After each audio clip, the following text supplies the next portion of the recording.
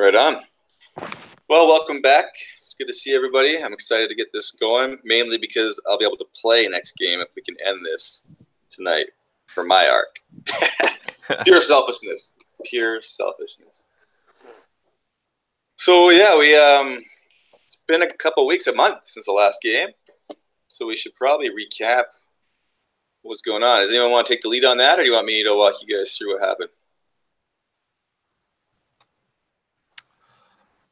I can give a recap from my memory here. Let's see it. Let's see what Josh can do. Yeah. Let's see. So from what I remember of last session, we were sent to look into something, I believe, out in the wastelands, and we came across this gang of scavengers who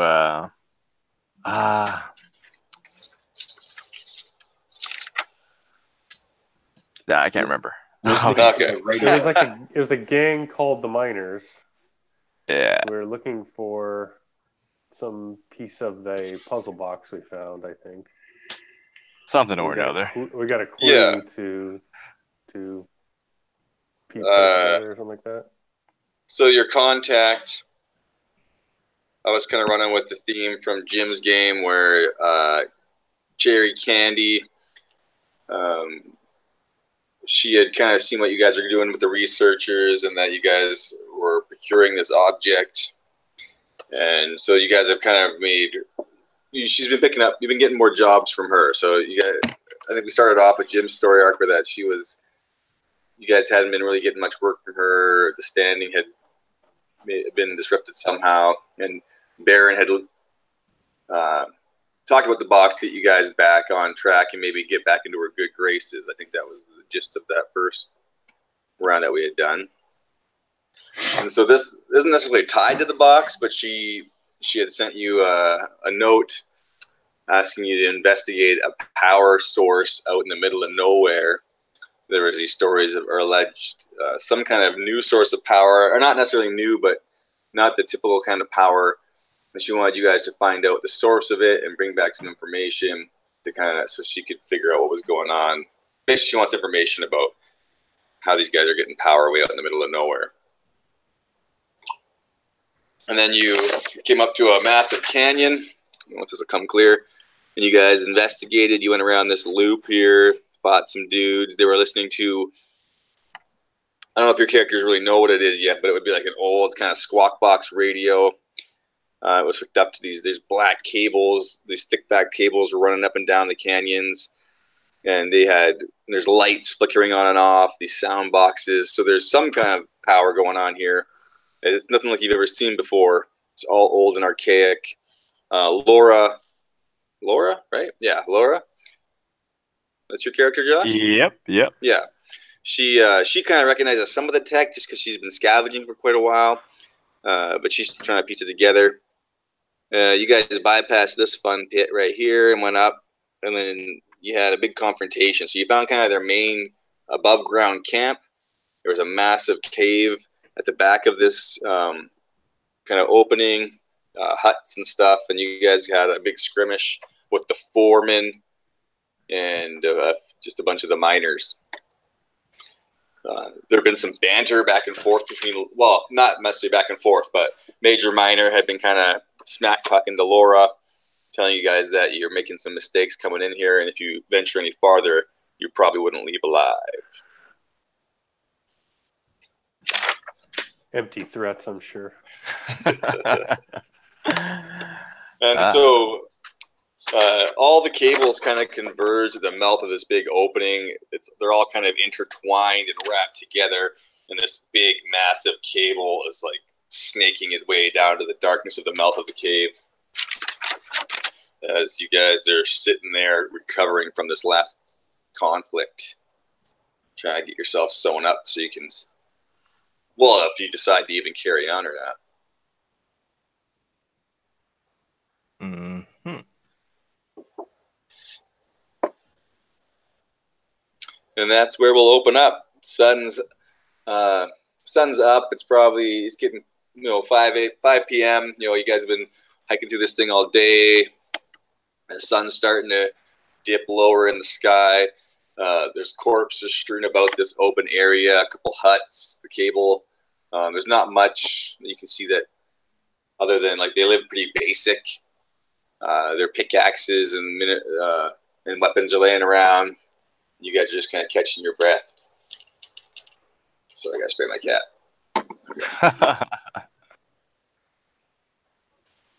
And I'm gonna go back to sharing the screen here. Get the dice roller up.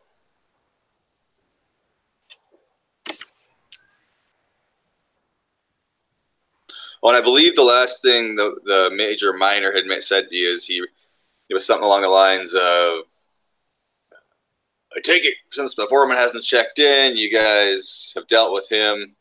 You're really starting to piss me off. If you come down here, it's going to be the end of you. Something along those lines. Yeah. All right, so since we're standing around, Laura looks back to Baron and Nicola, and she goes, I'm getting really tired of his threats. Yeah. Well, maybe he's just having a bad day, and I gesture towards the bodies.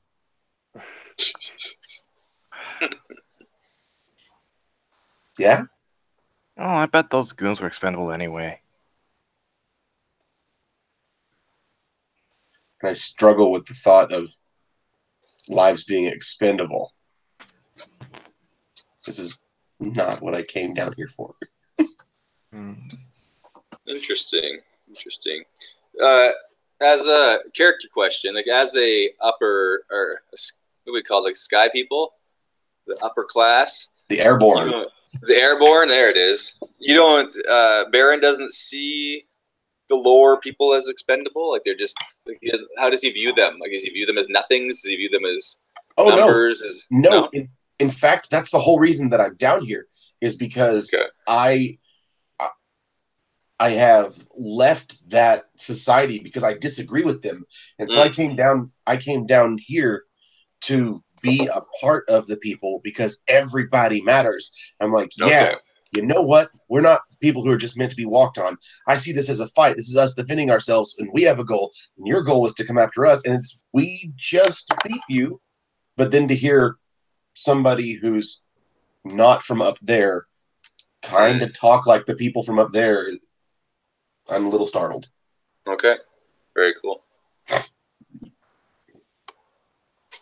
So I guess Nicola's kind of looking around. He's not paying attention to their conversation. He's kind of looking around because we were following the cables and a power source and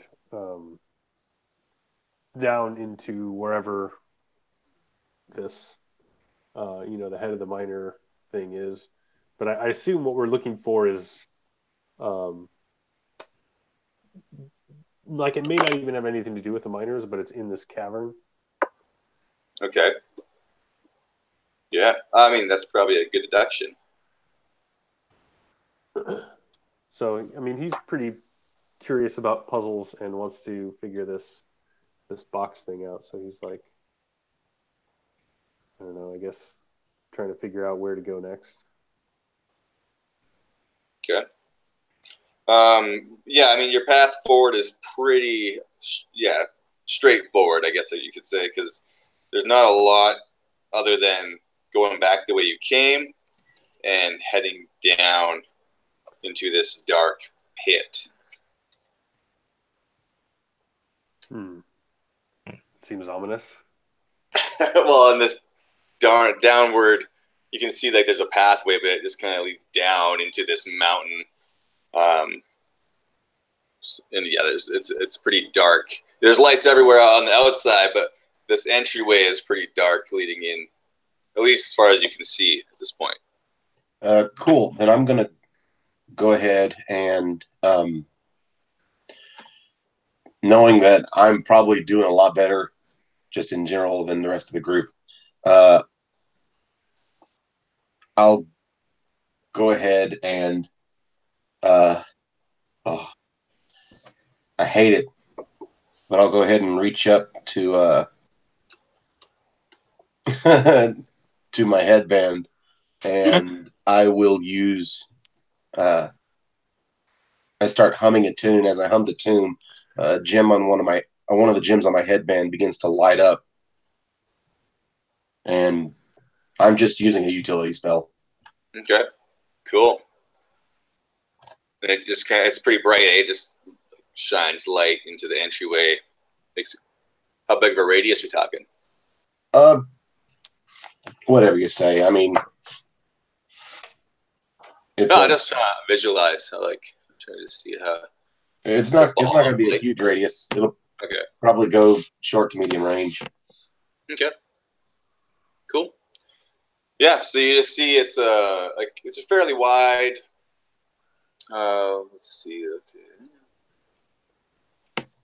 Yeah, it's probably like 10 to 15 meters across. So it's a pretty big opening, and you can just see that it's a circular entryway leading down to like the stone wall that was the back of this opening area where the camp was.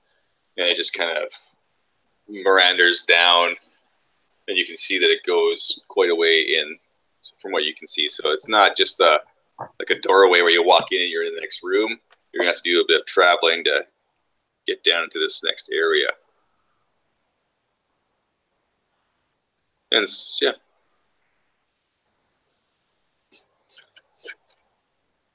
Are you guys going in? Yeah. Yeah, I am. Cool. Yeah, so you let them go first. Nice. Yeah, so you again, as you've journeyed through this entire canyon, you've noticed that the way the walls, each passageway has been carved. It doesn't look necessarily man-made, but it doesn't look 100% natural either. And as you're wandering deeper into this tunnel, you notice it's like this smooth-ish, round, like almost perfectly symmetrical mouth going down into this mountain. And you remember some of the stories you heard these guys saying about Major Minor, some of the things that Laura. So these wheels might be turning in your brains a little bit as you're looking at this tunnel that you're walking down and how it's sculpted, because you've never seen anything. I don't think any of you have ever seen anything that could do this type of work without, not like with manual tools that you know of anyway. So I can see that maybe your minds are starting to play a little bit of tricks on you, or you're starting to think about some of those things you've heard, because it's a little unreal as you walk down. And then after about 5 or 10 minutes, you've been walking. You can see light ahead of you now. The mouth of this tunnel, you can see that it opens up into a room. There's lights. You can't really see a lot because the brightness is coming in, but you know that the tunnel's ending, and you can hear loud noise. Even as you were approaching, you could hear this noise, and the closer you get to the end of this tunnel, it's loud, like this.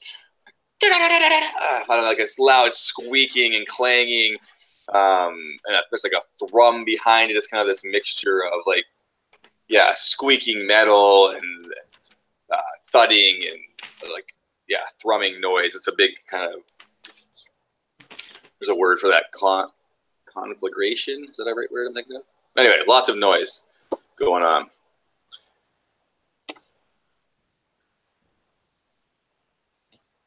What do we like? So we're coming into this big. You're probably cavern, medium range, like medium range to the mouth. And stuff. Do we see any people? You can't really see anything yet, unless you're going to walk right out into this room, which has been your guys' go-to so far. So I mean, don't stop now by any means.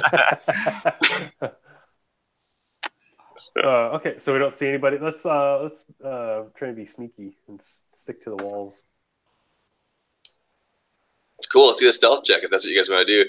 You want to sneak into the mouth? Is that what you guys want to do? Yeah, we can do that without being seen. I will turn off my light. Okay. I had that set back ready. So we can do a group stealth if that's what you guys want to do, or we can roll individually if you guys all want to try different tactics, whatever you want. We could. I mean, I guess we could do a group stealth. I mean, I have 1 rank in stealth, but my agility is not up there. I have 2 green, so I have 0 ranks and stuff. So we want your 1 rank. Yes. Yeah. You want my 1 rank? Really bad. Okay. So what's your agility then?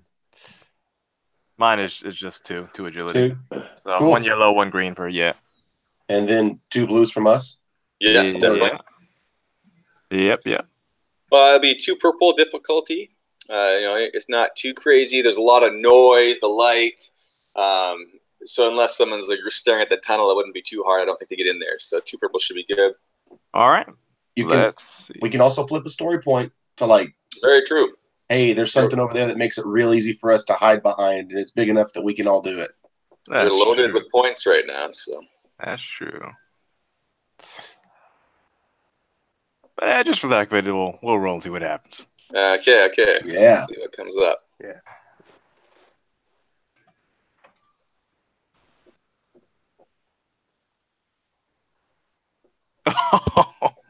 Well. Okay. Oh my god. This is going really well. Yeah. Well. Look at all that advantage, though. Yeah. You are definitely not going to go in there unnoticed, but you're going to do it advantageously. So let's see. Not unnoticed. So people notice us with that 5 advantage. Let's say it's pretty dark and they can't really get a good look at us. So they probably just think we belong here. Hey, it's some of the guys from the top. Okay.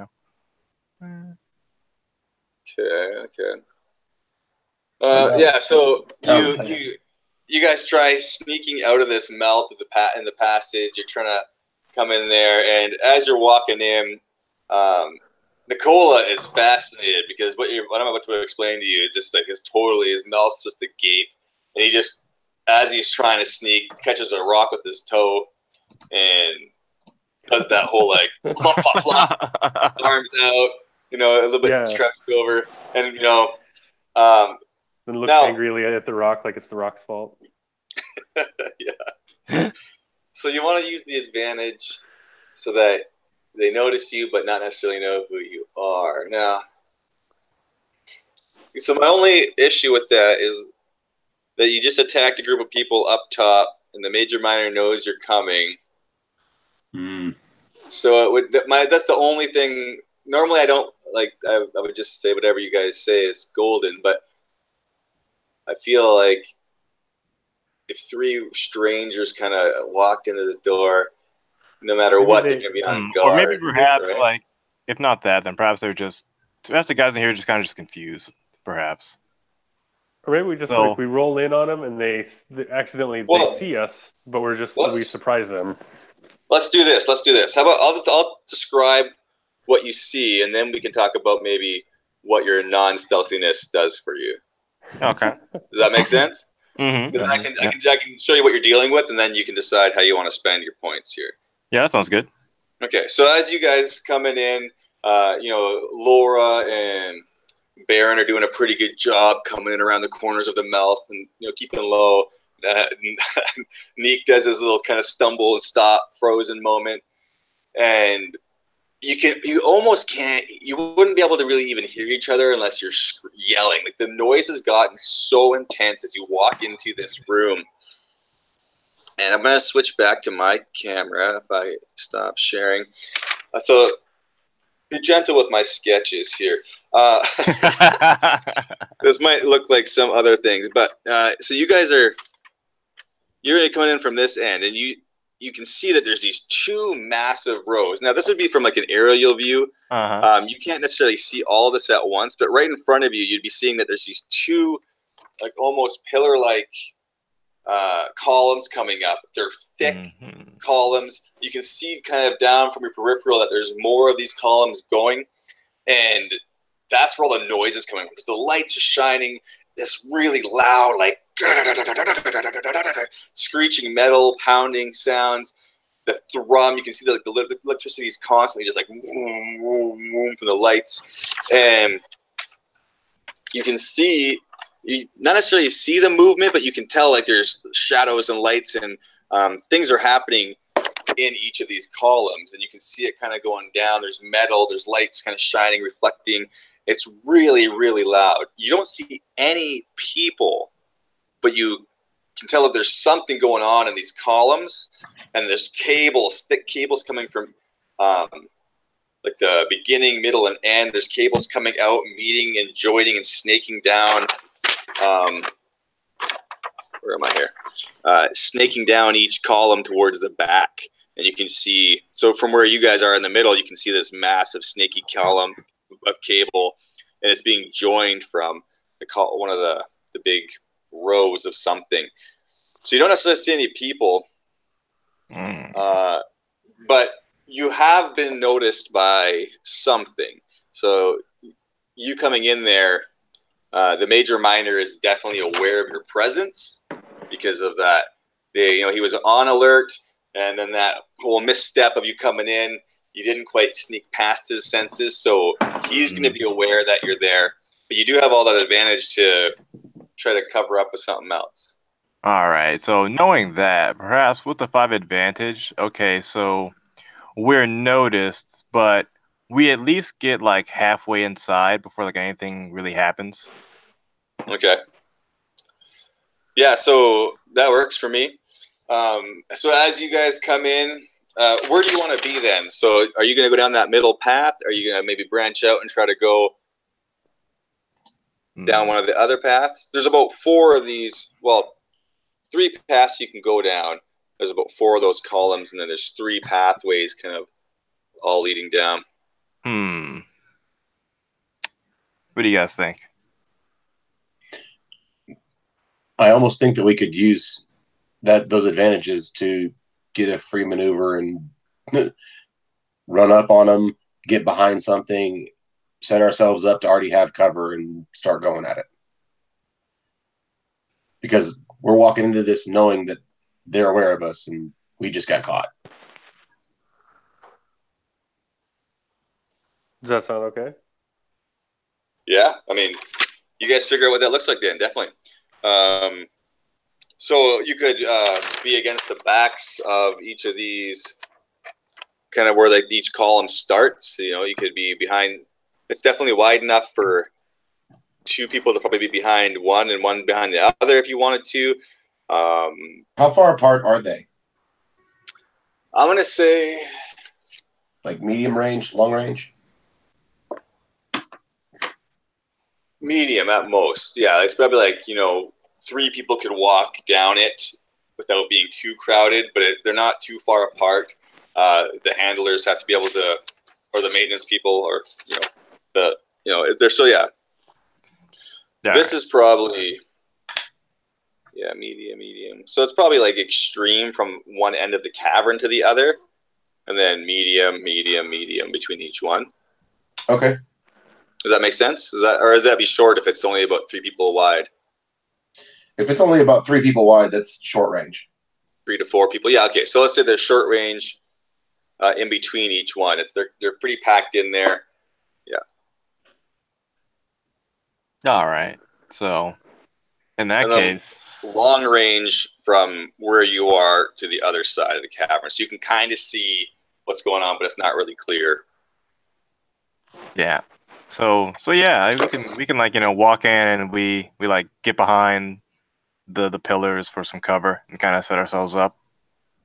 And then we can say maybe you can have maybe bonus dice on initiative if you want. We could, because that was quite a bit of advantage. Yeah. So if I go back over there, 1, 2, 3, 4, 5. So we can say you jump behind cover, and then maybe let's just give each of you a bonus die for your initiative. Okay. Cool. Sounds good. Okay. I'd be generous. I don't know what the rules actually are, but let's just do it. Unless you're really opposed to that. No, that works. I mean, there's not really hard, fast rules for it anyway. That'll work. I'm morally opposed. Oh, man. Okay, so cool or vigilance? Well, let's just hold that. Let's do some narrative here. So you guys, you come in, you do the stumble, and as a quick reaction, you duck for cover. So, are we gonna have two of you on one side. Who's going to be together and who's going to be alone? I'll be alone. Okay, so Laura and Neek jump behind one side. Baron goes to the other. Oh, God. And as you have your backs up against the pillar, seeing if anyone noticed your entry, you hear that loving voice that you're so familiar with crackle over one of the squawk boxes. And it does that squeaky introduction, and then, oh, so you decided to come and play, did you, Laura? Well, that'll be the last mistake you ever made. I just No one. his tone. No one can leave here knowing what we've accomplished. This is our power source. The major miner and the miners are going to be huge after this. No one will be Blah, able blah, to. blah, blah, blah, blah, blah. He goes on and on, talking about his prowess for a bit. Like Laura Yeah, said, monologuing. and like, I don't care what this man says. And he's talking, he's going on, talking about, he's probably, doing that classic bad guy monologuing about, this is what we've accomplished, this is what's going on, no one can, that giving away everything because you're about to die stuff. And it gives you guys a chance to look around. So if you want, we can roll a perception check and see what you can pick up. Part of your mission, or we can wait till after, but part of your mission is to kind of see what's going on, what the power source is. I would much rather go ahead. Okay, so you said these columns, there's like something going on inside them. Yeah, so right They're, now like, you have your glowing back from the inside or whatever. at the end of it, but as your back's against it, like it's so loud that it's you can make out this the major miner only because like this squawk box is on like major volume and it's like just screaming through the cavern because he likes to be heard. But the noise in there is so loud, and it's I would say almost unrecognizable in that it's just a really crazy chaotic noise of this and the squealing and the screeching, and it's okay, pretty so chaotic. it's a noise coming from there. I thought it was like lights or something was moving around in there. Well, and there is like the lights in the room are like they're going from like normal to vibrant, like like that kind of throbbing sound, the throbbing light, and there is a lot of reflection coming off of the inside walls because there's lights kind of shining off of that, and there's movement or like almost like you can see shadows kind of flickering from the inside of the columns when you peek your head around to look. But if we, perception, or whatever. I mean, we don't have to do that. I don't know. It's your call. I'm just making things up. I shouldn't be forcing you guys to do anything. What were you going to say, Jim? Yeah. Oh, I don't remember. It's good. Oh, man.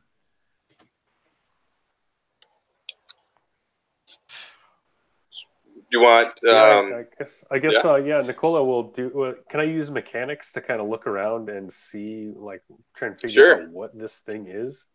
I like that. That's a good. Yeah. See if you can recognize the machinery or mechanism. All right. That seems good. Cool. So 4 successes to advantage for mechanics. I guess that wouldn't have been like maybe add difficulty dice in there, just like purple. Okay.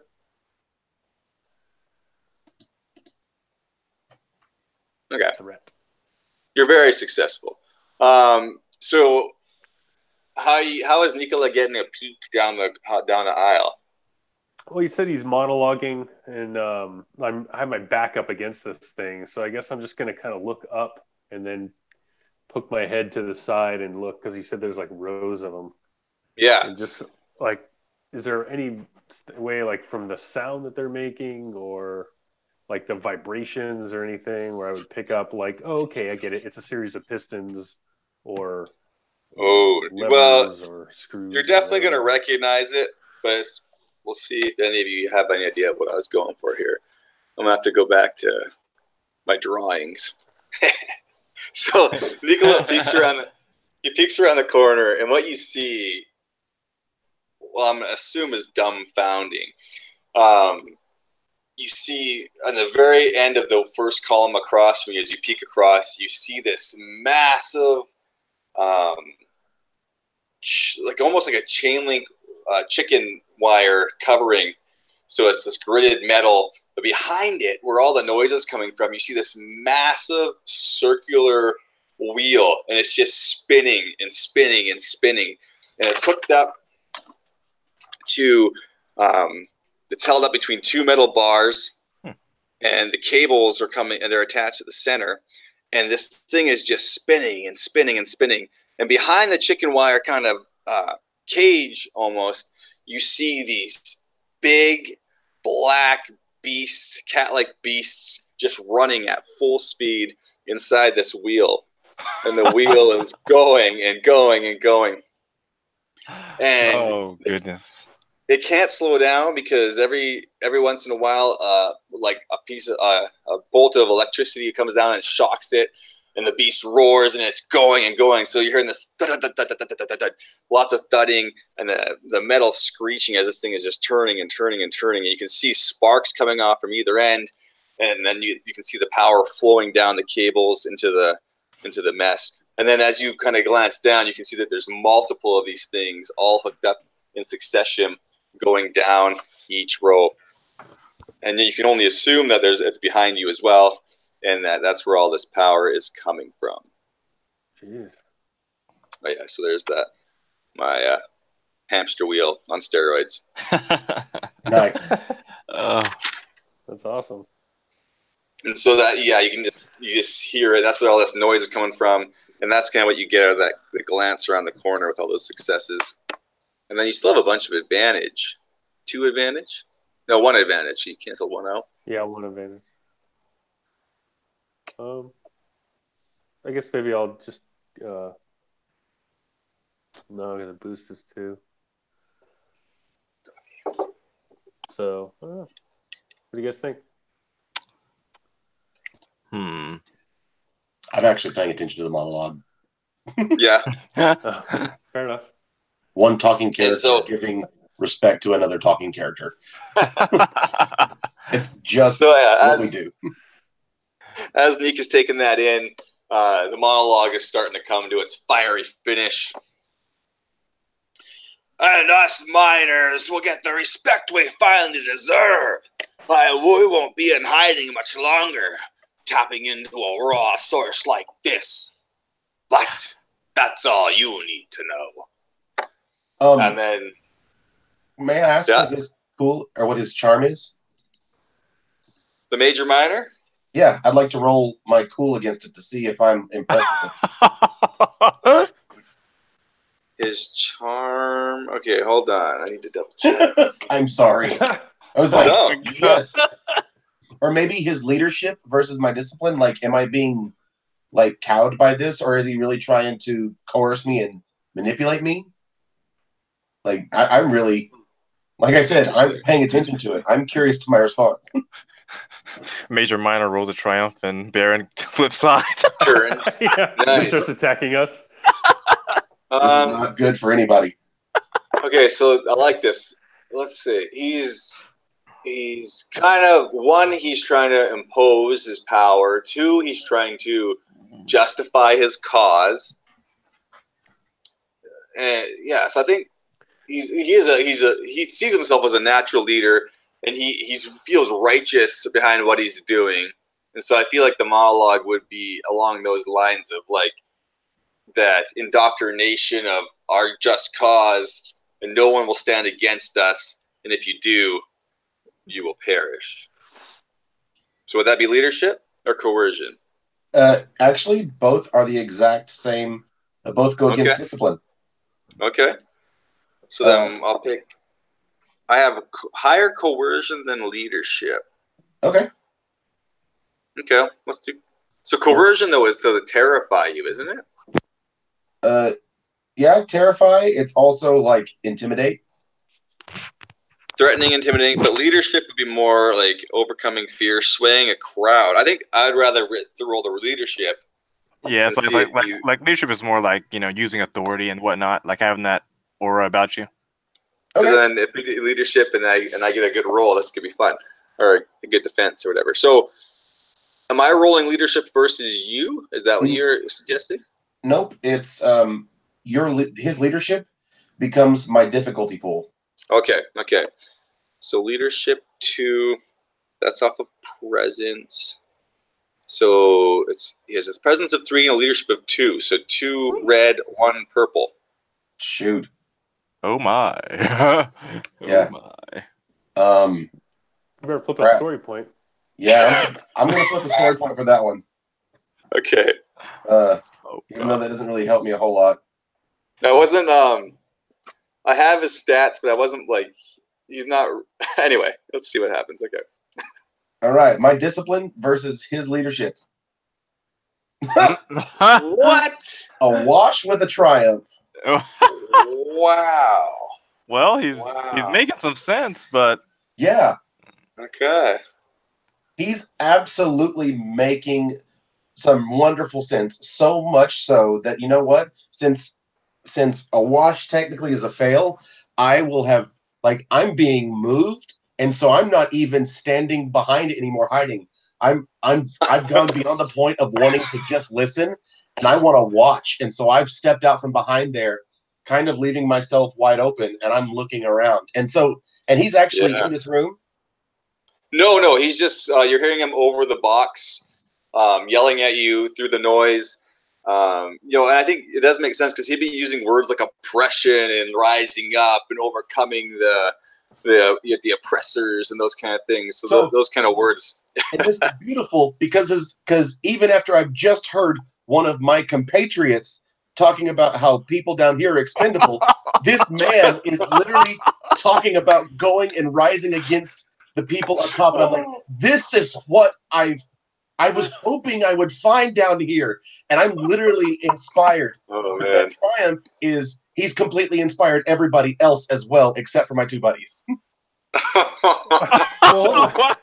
Like, we're all just standing out there listening, and you guys are all like, what? You succeeded, though. No. That's your success. No, that's not a success. Well, I see 2 successes, a failure. No. Okay. Yeah. Well, a triumph counts as a success. Yes, and the success was canceled by the failure on the purple. A single failure, yeah. So I think otherwise, triumph always was a success. But the way this thing calculates, it would have a success next to it as well. So the dice roller does all that calculating. So you would see a success and a triumph if it was successful. So you're not wrong, Matt. It's just it would show up here saying triumph symbol and a success symbol if it wasn't all canceled out. Yeah, but it's like the success portion of the triumph got canceled out by the failure. Yeah. So just up the triumph itself. So how do you spend the triumph? The triumph is, it's not just, since I failed, I'm kind of in awe at this speech he's giving, but that triumph is also that the enemies in the room are also in awe. So it's where you guys are kind of looking around the room and doing your thing. I've stepped out from cover and I'm like, where is he? Yes, sir. But everybody else is like, yes, sir, too. And they're just like looking up, tears streaming down their faces in this glorious moment that he's created, at least to all of us, but the 2 of you. Okay. I'm too busy studying the machinery. I'm not paying attention. See, it's good to be absent-minded. And we could even say that this initiative roll that's about to come up, it gives all of us, except for the 2 of you, a black dice on it. that I like. That's hilarious. That I like. That's so funny. Well, with that, Laura she can't believe it. She looks over to Baron as he steps out and walks forward, and she just says, "That weak-minded Skyborn," and she takes out her pistol and gets ready because Yeah. And as that happens, he says his final word about this is as much as you need to know. You hear a thrum kind of lowering, like boom, boom. The lights on the sides dim, and you hear the unmistakable sound of locks releasing. And that chicken wire like mesh on each of those wheels you can see some of them kind of coming askew as the cages are opened. Of course. As the cages are opened. And yeah, that's definitely going to be initiative. Well, So this, I assume this is vigilance for me. Yeah, because you're just that clueless, like, oh, okay. Because vigilance is more, Yeah. raining alert. Yeah, okay, let's do that. Yep. And did we get a boost from earlier? Yes, you yep, guys we have did. boosts on your initiatives, but then you have also Matt and Josh have setbacks on their initiatives as well. They do? Oh, Didn't you boost just and give them that setback? on your No. triumph? Those setbacks are for me and the rest of the other guys, except for the two of them, because we're all Oh. inspired. Okay. The other two guys are like, "What's going on?" No, because they're not paying attention to the monologue. Laura's getting eyeball whiplash from rolling her eyes so much. Yes. I got that. I heard that as you and the bad guys are inspired, so now you're gonna have initiative to fight. That's what. Sorry, I heard that the wrong way. So I get what you're saying. So your inspiration is giving you a setback. Got it. Okay, let's do that. Make sure you special roll it with initiative, guys, and that way it puts it in the slot. Yep, it's done. Oh wow, you guys are way faster than me. Okay. What is my initiative? We'll check. You guys all roll vigilance? It's the same for me. Okay. I would have loved to have rolled cool. Yeah. What is mine here? Okay. Vigilance is willpower. So I have 1 willpower and 2 vigilance. So 1 and 1 for me. And then a black. Unless it's the cats. Well, okay, so your description was so beautiful. I'm trying to figure out how to make it work, because my game plan is that, and as you guys come in there, you guys didn't see anyone, because the game plan was that this has been evacuated and that you're just going to be fighting the cats. Oh, I thought you said we'd been noticed by some people. Well, I said that you were that major minor knew you were entered, so that was where the failure came in. That major minor knew you were in there, but there was no one that you could see in the cavern. Oh, I thought you'd said we had people in here. Okay. Well then, do you mind if I do something different with the triumph? Definitely, go ahead. Yeah, I was trying to figure out, like, maybe there's people watching you from like above. I was trying to figure out how to work people into it. Maybe it's an arena now. I don't know. But yeah, Okay. If you want to rework it, you can rework it. Stop trying to make the fight harder, Jim. Yeah. Thanks. With that triumph, then, even though I'm out there by myself, still having stepped out from around it, that triumph is going to make it so that, let's say, the light doesn't dim to full darkness, and we're still pretty much able to see because it's stored up, so that even though the cats are coming out of it, there's energy that has stored up for a little bit of time if we can hurry up and get this done. Okay. Yeah, sure. Sorry, I really liked my earlier description too. I did too, and I was really trying to bust my brain on how to incorporate it without making the fight insane. Okay, how do I messed this up again? This is not supposed to be.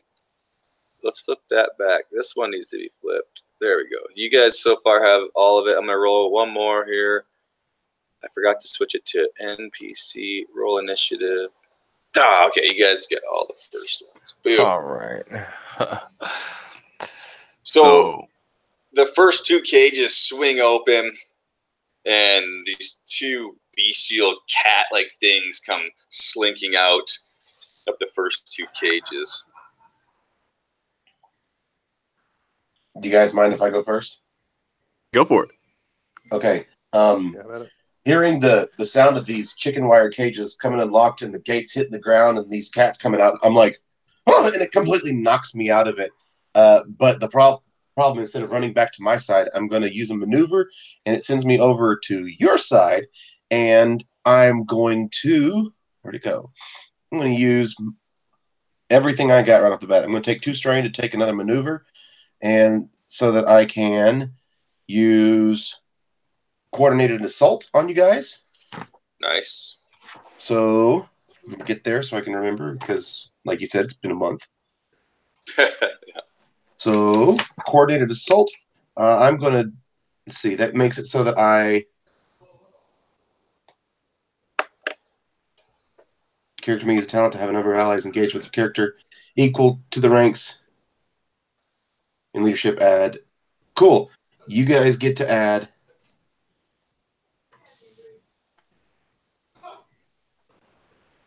Hold on. Okay, you guys get to add a. What is it? An advantage to your combat checks you make until the end of your next turn. And then I'm going to use my action. I'm literally going, all right, guys, oh, this is bad. And I'm literally just rattling off everything that I've seen from standing out there. Since I wasn't hiding, I got a real good view of these things coming after us. And I'm also going to toss Inspiring Rhetoric as an action. And Inspiring Rhetoric is a leadership check that is average. Let's make sure I've got a decent leadership. I'm pretty sure I do. 2 yellows and 2 greens. Average, 2 purples. And roll. 3 successes. Nice. Sweet. Okay. So, right off the bat, does anybody need any healing and strain? No, I'm good.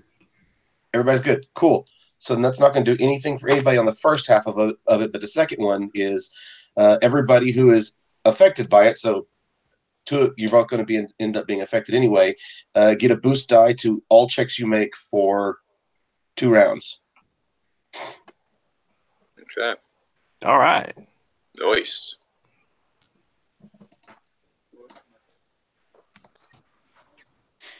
And now I'm hidden in the same place that y'all are. You both get a free advantage and a boost for until the end of my next turn, and a boost die for your next 2 turns. All right. So What? a free advantage Man. and 2 boosts, essentially. You guys are stacked. It's crazy. How'd you get 2 boost? Oh, sorry. I was just... At least like... Oh, I misheard. Sorry. It's an advantage for until the end of my next turn, so I'm going to go last next round anyway. And you're going to get a boost for the next 2 turns. Oh, next 2 turns. Oh, I swapped that. Whoopsie. My bad. All right. I got it now. That's not what I want. Okay, sorry. Okay, so basically Baron just went over and stacked you all up with a bunch of unfair stuff for me, right? I'm excited. Okay, so let's see what happens next. These 2 cats are... I mean, they're right in front of you. I would say you're in that short range bubble. You're not engaged, but they just came over those front 2 cages. You guys are all standing behind the edge of those kind of columns where all the machinery was hooked up. And yeah, they're short range to you. And whoever wants to act on that, have at her. Short range? Short range. Right. I'll take this. I'll take this slot. And Okay. I'm gonna peek out and raise my hand that has the suppressor glove on it, and I'll do a magic attack. Yeah, okay. All right. Now, these cats with their thick hide that they have a defense of 1 for both ranged and melee, just so you guys know. And they do have adversary 1, as these cats are full adult felines coming out of these cages after being shocked, and they're just rabid. All right.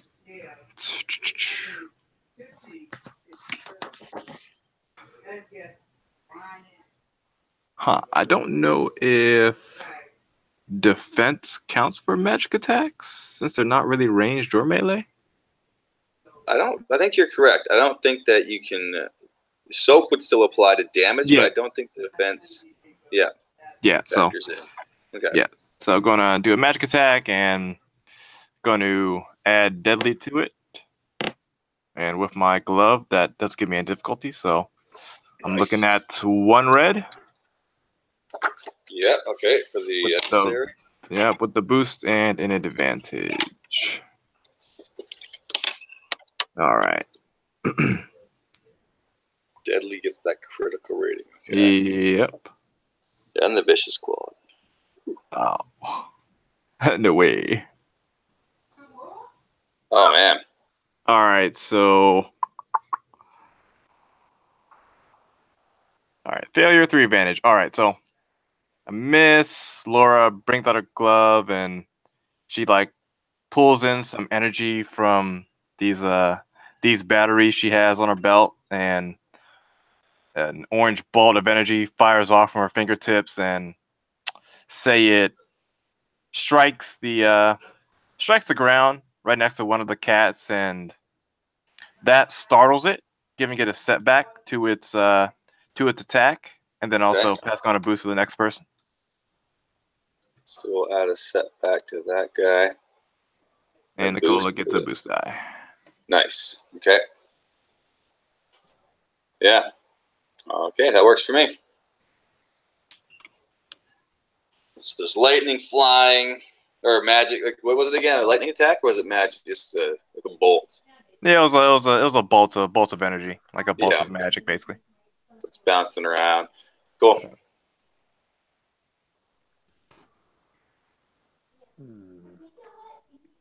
Okay. So I assume that's me. That's you. Hooray. So I get like 2 boosts. Yeah. Yep. Dang. All right, I'll put the other one on there. Oh no, one of them is over there on the side of the screen because it was given directly to him. Oh, okay. From me. I don't know how to remove it on here though, so that's all right. Okay. That's fine. I'll just put 2 boosts on there. So yeah, so seeing that amazing deadly attack, I'll pull out my remote control from my belt and set it to lightning attack, and I'll attack the same. I'll attack the same kitty. Cat 1. Yeah.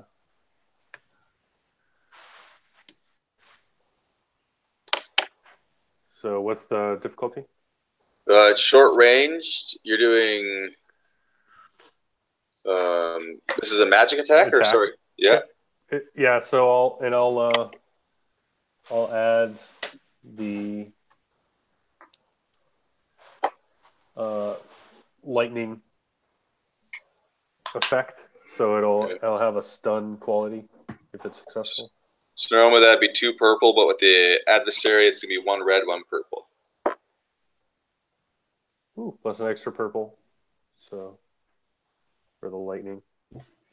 Oh, I already added it in there. So normally it'd have been 2 purple, but we'll just upgrade one of those to a red. Okay. Yeah. All right, here we go. Boom. Oh, nice. Perfect. That is a nice roll. So that is 2, 3, 4, 5, 6 damage with some advantage. So with a magic strike like that, you more experienced GMs, would soak apply, or is it only for melee and ranged attacks? Oh yeah, soak does apply for all attacks. Yeah. Okay, so that's 4 soak. A 2 stun. 6, 2 damage and 2 stun. Well, so it would have just 2 advantage activates the stun. Okay. I get right. So stun quality.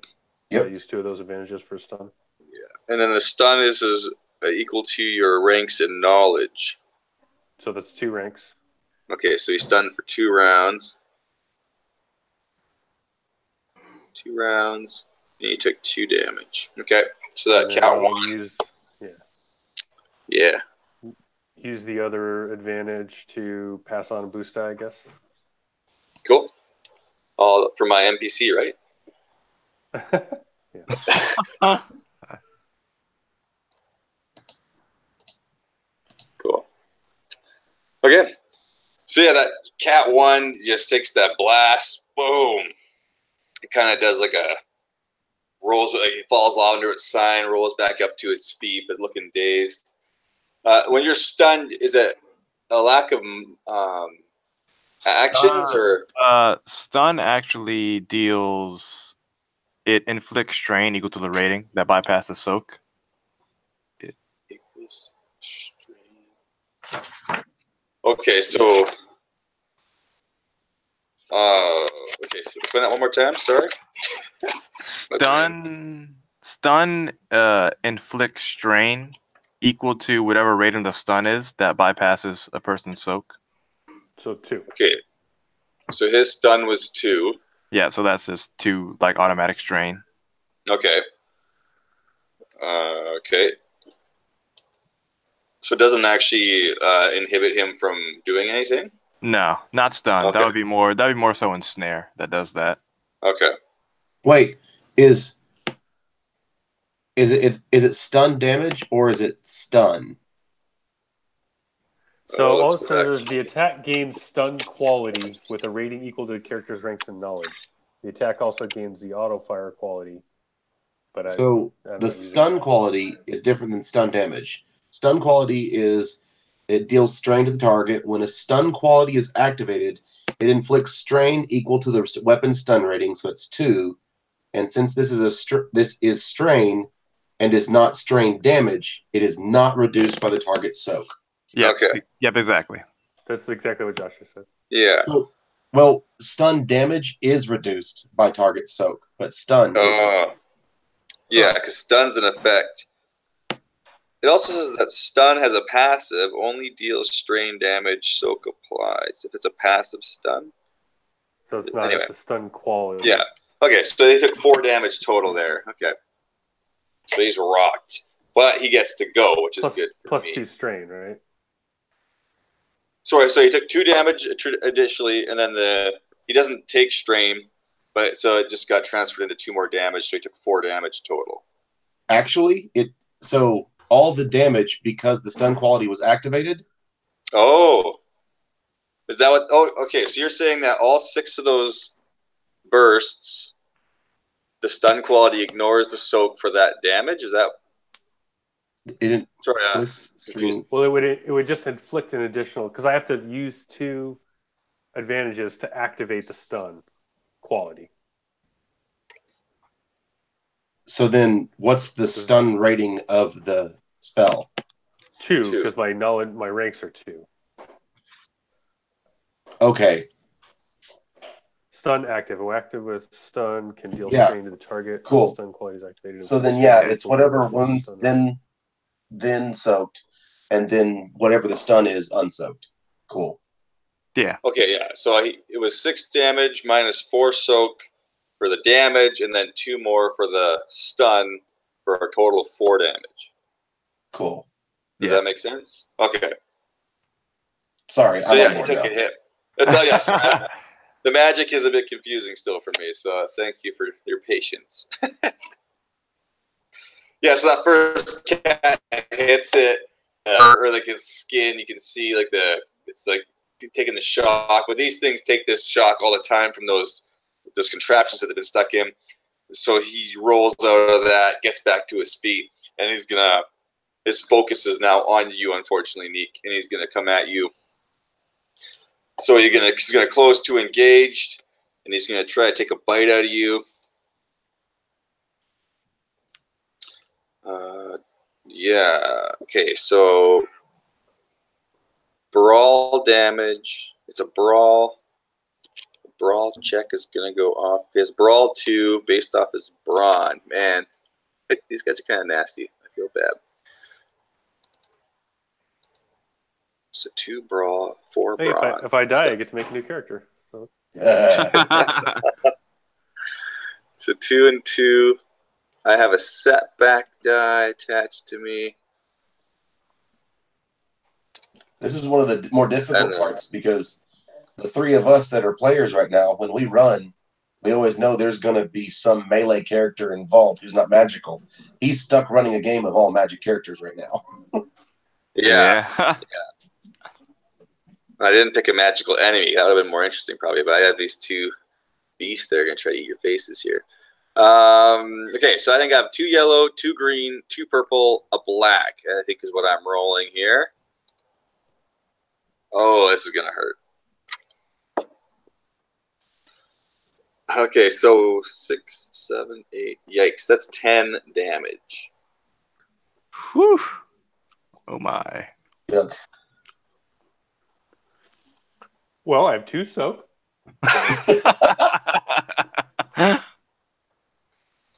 Oh, I feel bad. I feel that You one. guys are teachers. What's 8 plus 7? 15, Oh, man. yeah.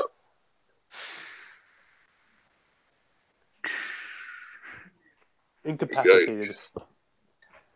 Well, No. you know what? It's not a critical. Last time I basically lost an arm.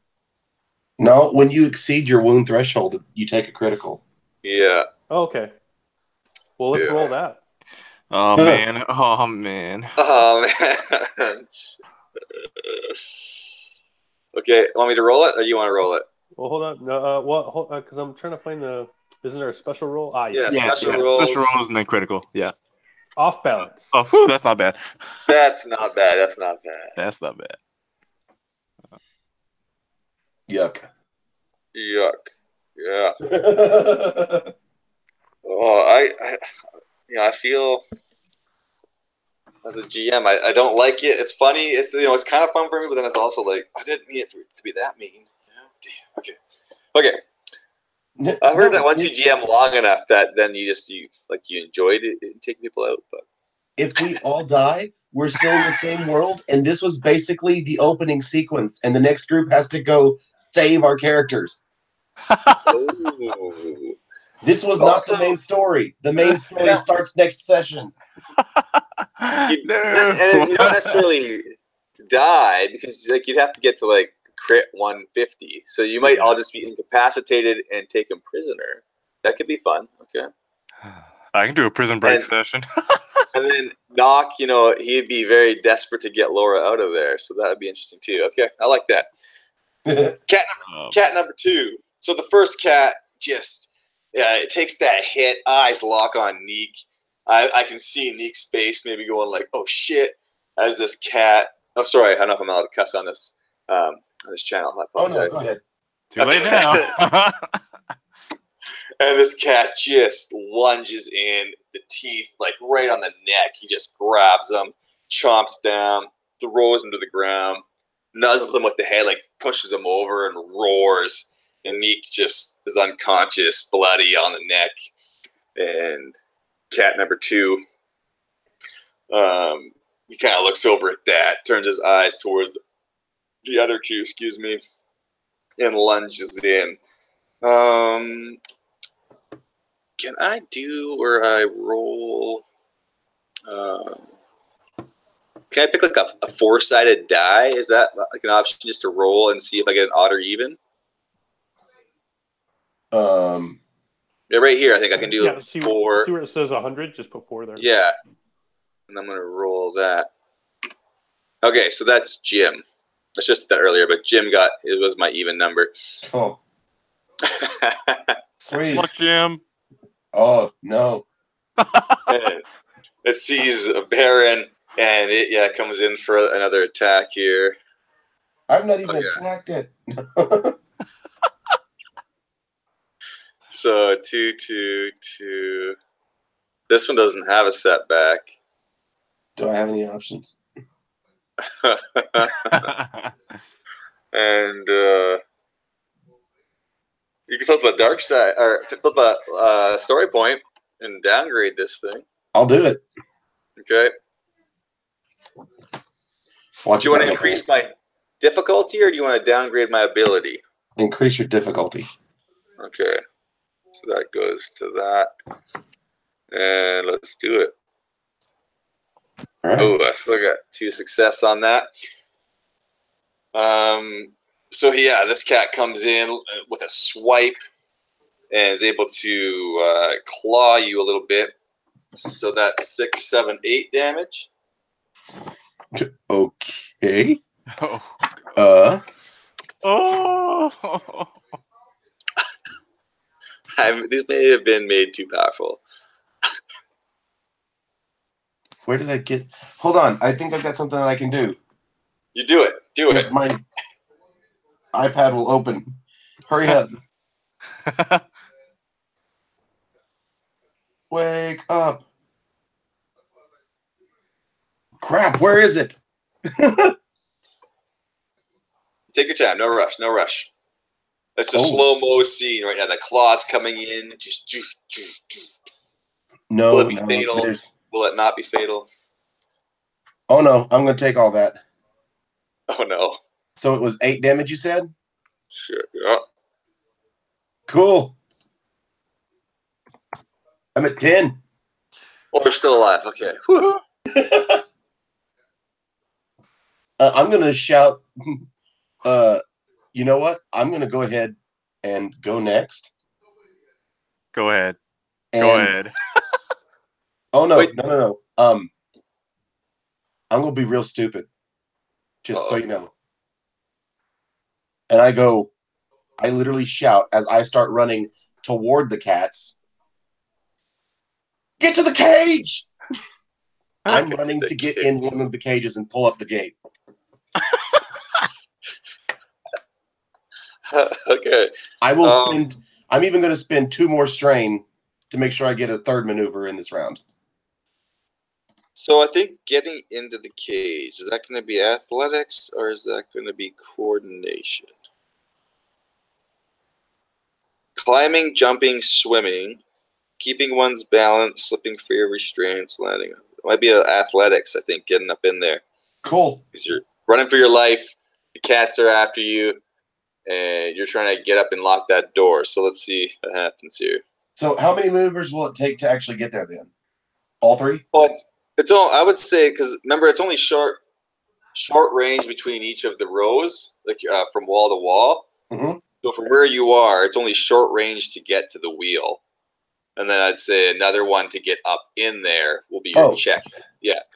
Cool. Well, then I'm still at 7 strain. Unless you're going to run all the way to the next one, but I don't know if there's cats over there or not, man. No, I'm just trying to get in the wheel. Okay. Closest wheel that's open. Okay. What's the difficulty? I'm just going to throw a 2 at you. Because those ones are powered down. There's no electricity. Or actually, let's make it 1 difficulty, but you get a setback because you're sweating bullets as you're jumping in this cage. Oh, wish I could have given myself a boost. So this is 1 green versus a purple and a black. You have a boost from me. I have a boost? Oh, yeah. There's a boost on your head. One. Okay. Even in death, I contribute. Even in death. Perfect. Okay, I'm going to cover my eyes because I don't have... There's... Oh, no. You made it. Oh, my gosh. I'm in the cage. Your threat is that the lock won't latch. Okay. So you can't lock it, but you can hold the door shut. Fine. I'm going to then go ahead and still take 2 strain to make my third maneuver, getting a hold of it, ready to close it whenever whenever Laura gets in there. Yeah. Okay. Okay, he's very confident that you're going to follow his lead, Laura. I like it. His confidence is misguided. Cool. Well, that last maneuver then gets used to shut it. I like it. Oh, man. I'm putting all, like, tiny weight behind it to keep this thing closed. To be clear, though, your fingers are exposed because you're holding that mesh. Is that what I'm hearing? Sure. Go ahead and whack at my fingers. Bite those fingers off. Okay, I like it. Baron is hiding in the cage, holding it shut. Neek is unconscious, bleeding from the neck. And Laura, pistols drawn, standing at the ready. Yep. And see, there's one. Of course, there's one still short with me. That one just bit Neek. Oh, poor Neek. So I'm going to make another magic attack. Why not? Okay. Yeah. Still just going to add deadly to that. So that'll just be 1 red still. Okay. And I'm going to aim to give myself a boost die. And just in case. Because the dice are not with me right now. And we'll see what happens.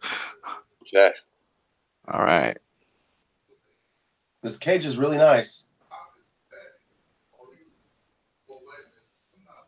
Oh, snap. They're with you that time. They are with me this time. So that is... That's 6 damage. 6 damage. Okay. And with the 2 advantage, I'm going to crit with plus 20 due to my 2 ranks in knowledge lore. Nice. And then with the last advantage, I'm going to hit 1 of my strength. You're welcome Okay. for that item. Okay. So a crit rate, and it says, and the vicious quality with the rating. So Yeah, so You that get a just adds plus critical? 20 to it. okay. Yeah. But what does it mean by adding it gains a critical rating of 2 and the vicious quality equal to knowledge? So what is a critical rating of 2? Is that starting at 20 already and then adding 2 more? The critical rating of 2 means I need 2 advantage to crit. And then Okay. yeah, Yeah. the Sorry, that makes vicious sense. is, plus the vicious like adds Yeah. plus 10 and yeah. So that'd That be makes crit. sense. So a crit with a 20 modifier to it. Okay, roll that. Let's see what you do to this cat. All right. Give me something good, please. 22 and 20 for 42. Bowled over. Target is knocked prone and suffers 1 strain. Okay. Yeah, all right. So another bolt of lightning strikes the cat and it like gets shocked and falls over. Yeah. Nice. Okay. Letting out a roar. Fury. Oh. So that means knocked prone, so it does need to take a maneuver to get up, so. Yeah. Okay, so then we're at where Matt would normally be in the initiative. No one's recovered, brought you back to consciousness, so we're just going to skip you. Is that how it works, right? You Yeah. just skip it? Yeah. I'm gonna make like a death saving throw. I mean, we can make that rule right now. I'm cool. That'd be sweet. Oh, I thought that was thing. Is it? Let me look. Not in the rules, no. Okay. Oh, okay. I've never actually killed many of my players before. This is first, so I like it. See where it goes. Well, I mean, he ain't dead yet. Not yet. Okay, so, but I could choose to have the cat just gnaw at him, right? I mean, that's true, but oh my god.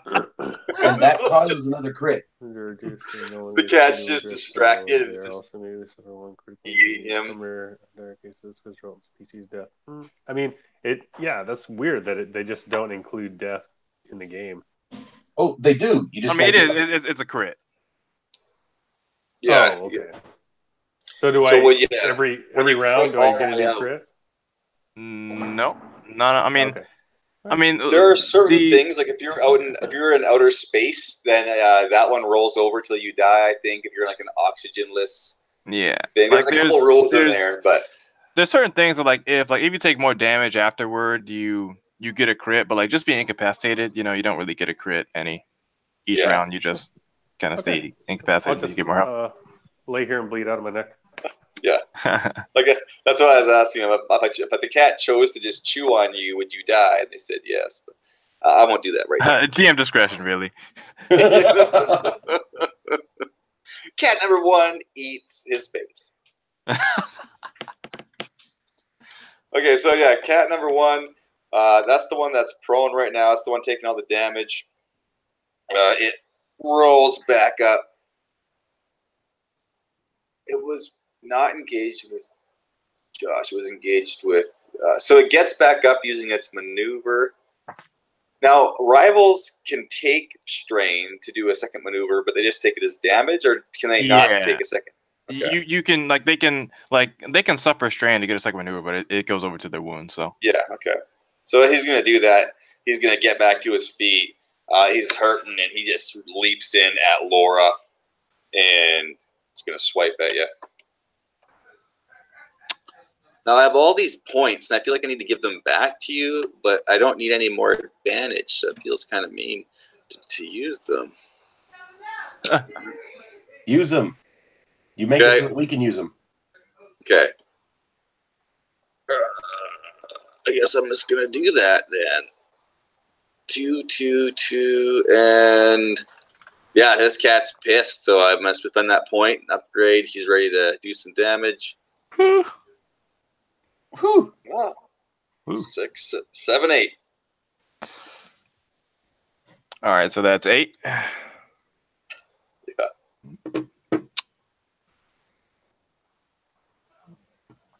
All right, so that's 5 damage for me. So I'm at 10. I could do a GM discretion and just nerf the cat, I guess. Just nerf them mid battle. Also, the claws fell out from radiation. I mean, with that 2 threat that he has. Yeah. 2 strain. Make it kill itself. Yeah. It's either I can give it 2 strain, or I could give myself a maneuver to get out of there. But if you do strain them out, it would be pretty close to it would put them pretty close to the brink for that first cat. But your choice. Yeah, let's do that. Let's say he gets up and he lunges at me. He kind of strains himself getting to me, so 2 strain. Yeah. Okay. So yeah, you could tell he gets the hit, but you could tell he kind of lurches over on the one side. You could tell he's not standing at full strength here. Yeah. Cool. Cat number 2. It's gonna turn. It saw Baron running across and jumping into its cage, and it turns around, and it's gonna jump at the cage. So, as an improvisational thing, if you want to give health points to an object, how have you guys done that in the past? Health points to an object? Well, let's say the cat's gonna try to get in this cage. Try to claw it open. Yeah, how would you play that? I've done it for a door before, and what I do is generally it's not too much. Usually I usually say that you 4, 5 or 6 kind of hit points for something like that. Okay. Maybe it has a soak, or maybe not. I mean, it's a gate, so it probably doesn't have much in the way of protection for itself. Or could you do it more on a time base, you have 2 rounds before he rips this gate off? That works too. Hey, it'll take him 2 rounds to get it off. So yeah.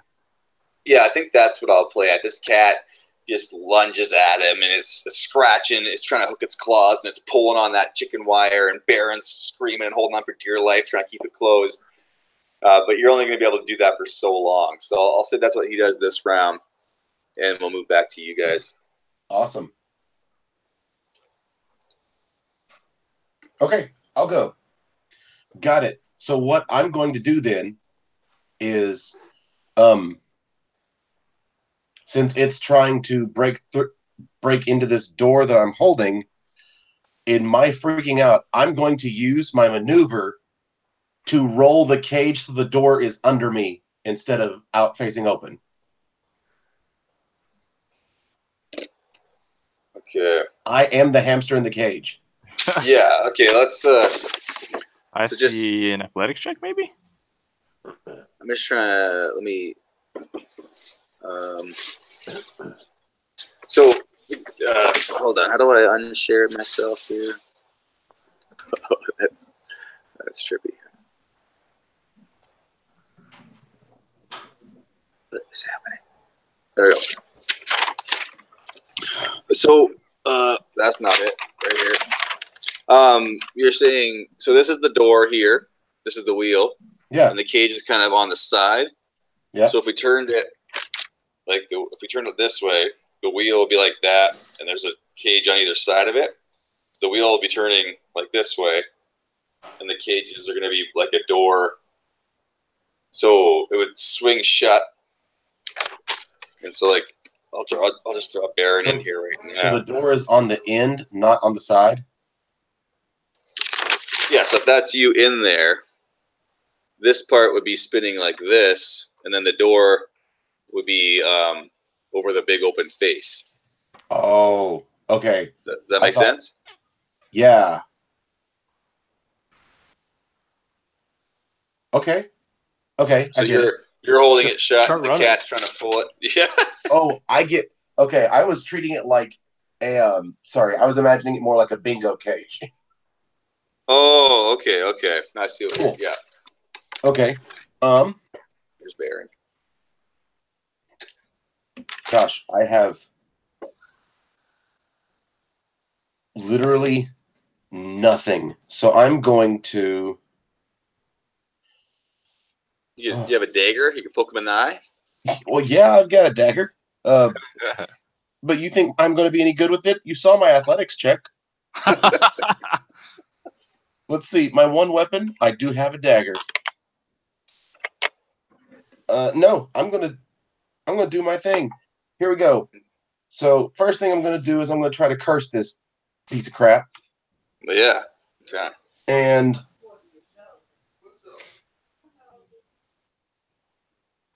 let's see.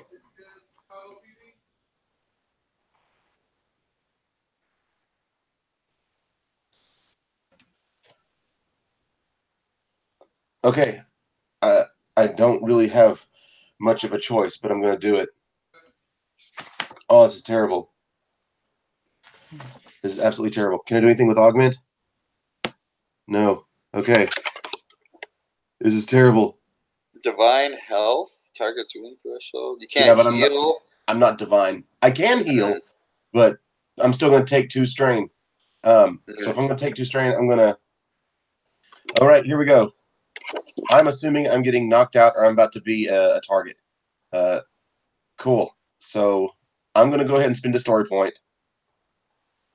I'm going. That's it. I back up to the other side of this cage. I whip my loot around, and I literally am going, no, kitty, you can't get me. You stay away on that side of the cage.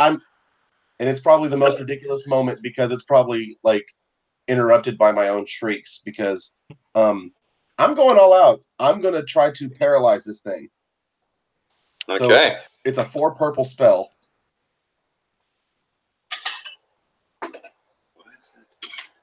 If I use the story point to downgrade, does it get rid of the purple, or do we always have to keep purples? Downgrading gets rid of a red. A decrease will get rid of the purple. Okay, well, I can't use it to decrease the difficulty. But you could downgrade the difficulty? Is that what you're saying? I could, but there's nothing to downgrade. Mm. All right. Yeah. Here we go. So it's 4 purples versus 3 yellows and a green. I wish you luck. I'm going to give you a boost die because you're super motivated right now to survive this cage encounter. I'm super scared. Yeah. Hey! Oh, man. Nice. The target is staggered for the duration of the spell. The effect cannot be combined with any additional target.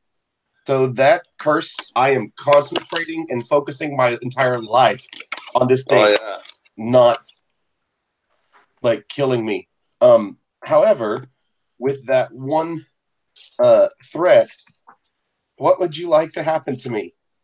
We can do anything as yeah. Oh no. I mean, if you want to, you take could that last strain. No, seriously, it's exhaust the character and suffer 2 strain or 1 wound, my choice. 2 strain takes me to my total strain. 1 wound takes me to my total wound. I'm not dead. I'm just at everything I can take. Or but you'd be knocked. Oh, you haven't exceeded it, but you'd be knocked. So you wouldn't be unconscious yet? Nope. I have to exceed it to be knocked unconscious. Or you can make it so that all allied spellcasters in the encounter add a black die to any attempt to cast spells. No, I like that. I like the first option. I think I want to push you to your brink on your wounds. So you can't, like, if you get nicked, even like It's if my he choice. spits on you, you're gonna. Oh, it's your choice. Okay, well you pick one then. Yeah, we're gonna do the wound strain thing. Yeah, I'm going strain. Actually, Yeah, no, you know okay. what? I'm going wounds. That's yeah. Because I was I can thinking cast it's more one fun. more spell if I have Yeah. to.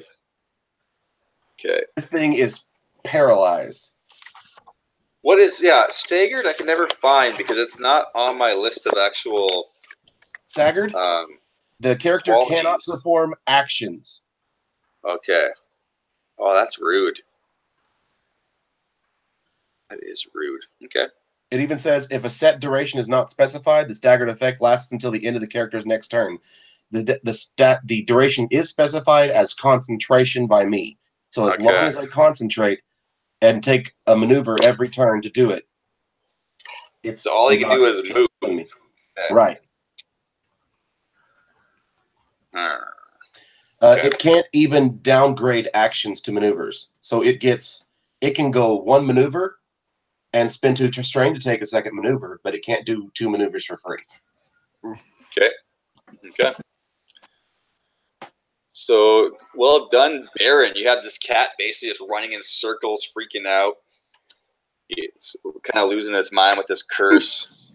I kind of imagine that this thing, like, actually does break through and gets right up in my face and just kind of looks at me and then kind of backs off and then looks at me and backs off and kind of looks around, then gets close to me and backs off, and I'm just like, stay away, kitty, I hate you. It's just wigging out. I like it. Okay. And it's still like the frantic playing of the lute as I'm concentrating on this. It has you like pressed up against the back of the cage, just sniffing and snorting at you. Oh, this is terrible. Please, somebody watch this. This is great. Oh my gosh, man.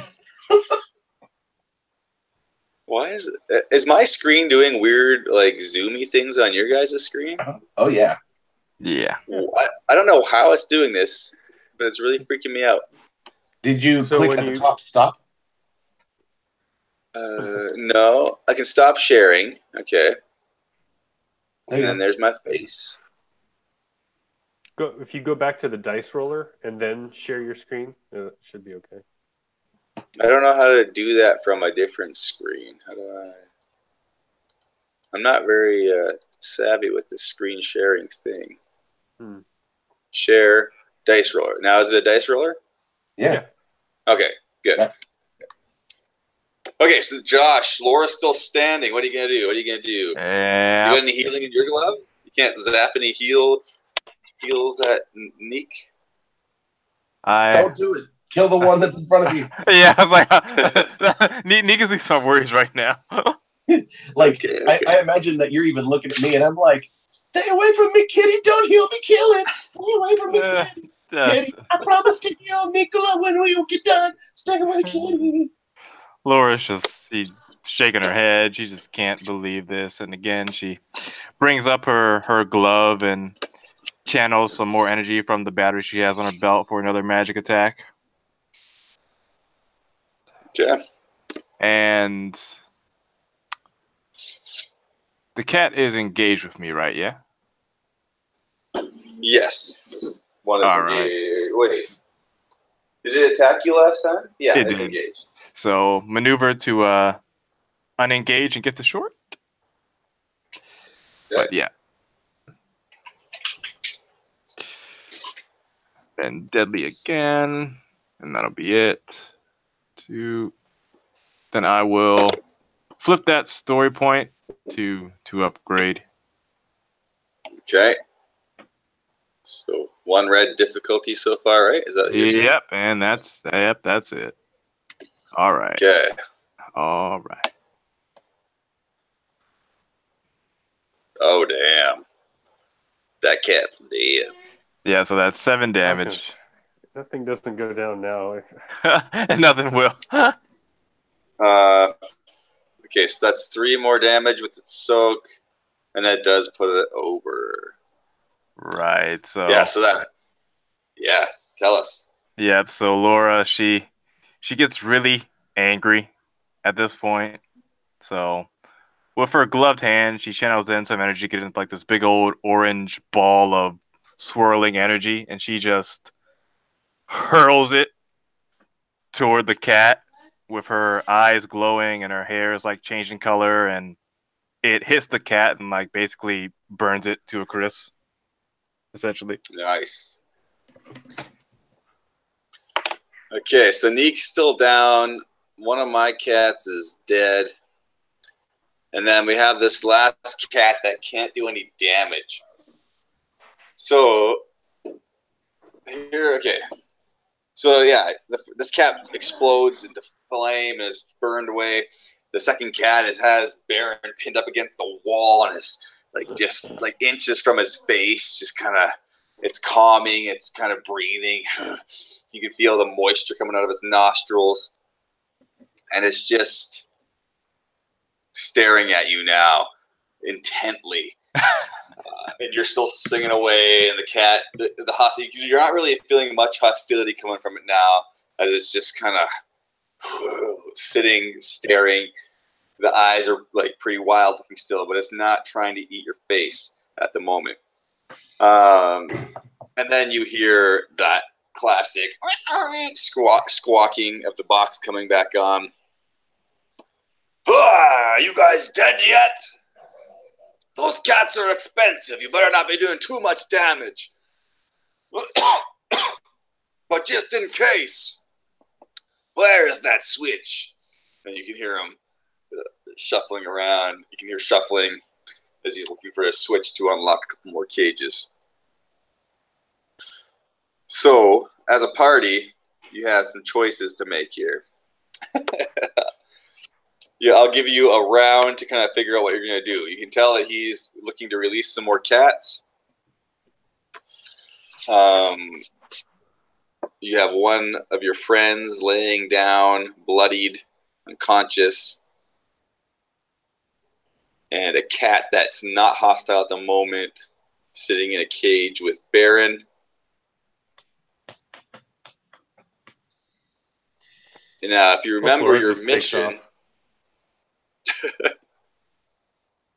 your mission was just to find out the source of this mysterious energy source.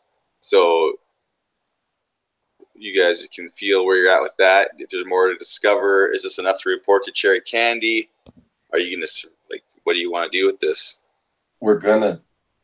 I'm ready to run. You know what? So if we've got around, that's enough time for me to move over to Neek and heal him. Okay. But yeah, you're going to stay concentrated on this single cat? It just takes a maneuver. Okay. So that means I only have enough to move to him. And at the end of this turn, I have to keep concentrating, so I'll have to heal him next turn. Okay. Can you downgrade an action to a maneuver? I only have enough strain to either cast a spell or make a maneuver. Okay. Like, I'm literally sitting at 11 of 13. If I move to you, concentrate, and cast a spell, I knock myself out. He's on the threshold. I'm just worried there's going to be more cats in the next round. And I'll run bloody murder.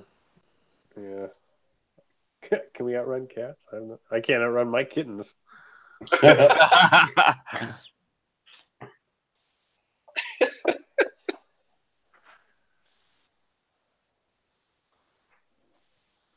You know what we need is a triumph so we can story point a speeder right here.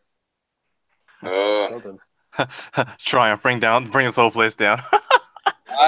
I'm really trying to think of how I can creatively use my story points without just wiping the group, because it's not my intention. And is that wrong? Like, as a GM, am I like, are you guys? Should I be giving you that challenge? Is wiping, like, a viable, like, is that something that should be a viable option? Well, the good part about this is that with Genesis, just because you knock us all out doesn't mean that we're wiped. It could mean That's true. So in the next game, what happens is, like, you'll have to run one more game since we're the ones locked up. Yeah. And so it turns into an escape game. All depends on how our characters react at this moment. Right. Yeah. I mean, but from like, my point of view, if you guys, oh, sorry, go ahead, Josh. Yeah. I was gonna say, like, just from my point of view, I mean, like, there's nothing wrong with like having everybody get incapacitated. Like, as long as like you don't really like aim to do it, you know, sometimes things just happen in game, and this is how it is. But do you find when you're GMing, do you try to pull your punches and so, like, how do you guys normally handle it? For me, as a GM, I try to be realistic to what's going on. I mean, I'm both my players' friend. Like, I want to succeed, but I'm also their adversary in the fact that, like, their decisions do have consequences. So if that leads to them getting all incapacitated, then that's just how it happens. Like, like if you guys choose to stay, then I don't have to feel too bad about you being eaten by cats. Yeah. I know that if I were GMing, I probably would have kept attacking Nikola even after he was down. Yeah. Okay. To really, like, because then that really kind of forces the other player's hands. Like, I may not have run. I may have. And the cats could be hungry to raise him back up, or since one was already on me, I figured I'll try to get away. Yeah, and that, you know, narratively, I think the cats could be starving in that cage, so it doesn't care about fighting. It's just trying to eat. Like that could have been something cool. Okay, I see. Yeah, it's just trying to eat. So, I guess. But yeah, definitely in a situation with Genesis, I've really learned that whatever I'm going into, if there are people involved in any of the fights in any way, if everybody gets knocked out, next game, they're all in cages. They're all They're all. It's an escape game. Okay. Cool. Let's keep it going then. So yeah, that's where we're at. You guys have so Baron just ran over to Neek's side. Yeah, and I'm still here. Then, what are you doing, Laura? Let's see.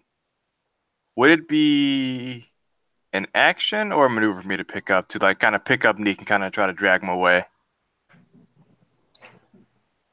Oh, interesting. That's real mean, because then I'll have to move to him again. Well, he could drag me over to you. He could. I would say it would be a maneuver. A maneuver to pick him up, but if you're going to move with him, it'd be coordination.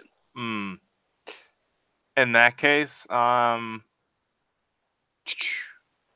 just gonna like kind of pick him up, like have him draped over my shoulder. Not gonna move anywhere first. Just gonna kind of get him up, and then going to with my pistol, I'm gonna fire down at the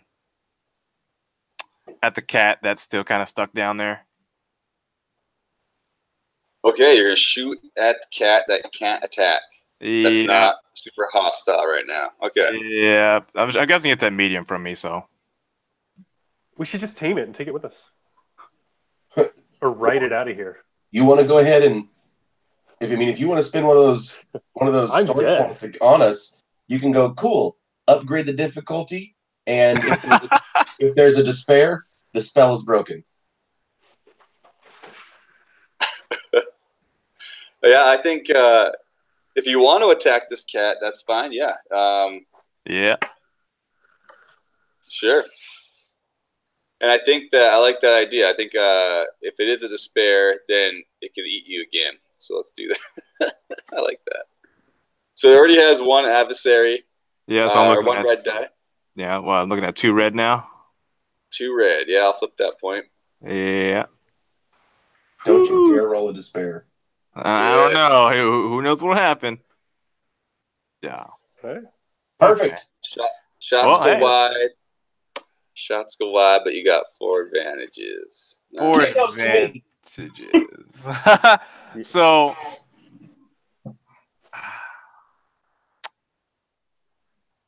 yeah, I'm gonna pass the boost along to Baron Okay. with 1, and then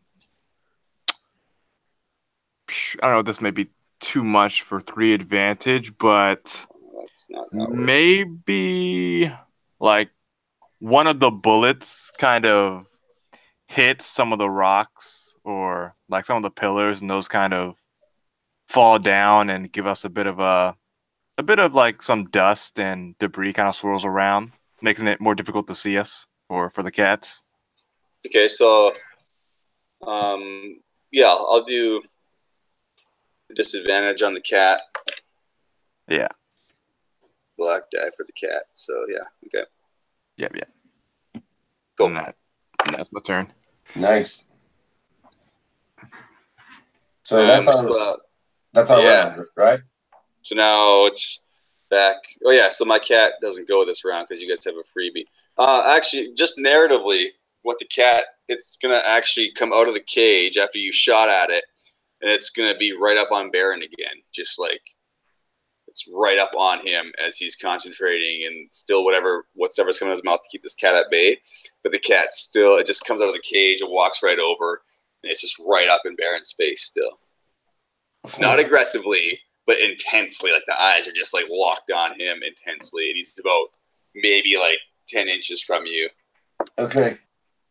I'm gonna hopefully wake up Neek. Okay. Okay. You're supposed to have a bonus die attached to you. I don't know really what I'm doing on this thing. I'm just playing around, but I've already plugged it in, man. Oh, okay, sorry. The difficulty of the check is easy. Upon success, the character heals 1 wound per uncancelled success and 1 strain per uncancelled advantage. Oh, I'm going to spin that story point back. Okay.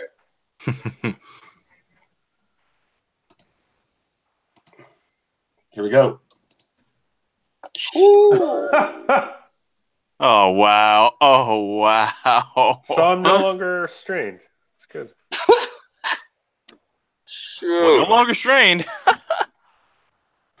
Just go ahead and set that to 0. Okay, so here's my question.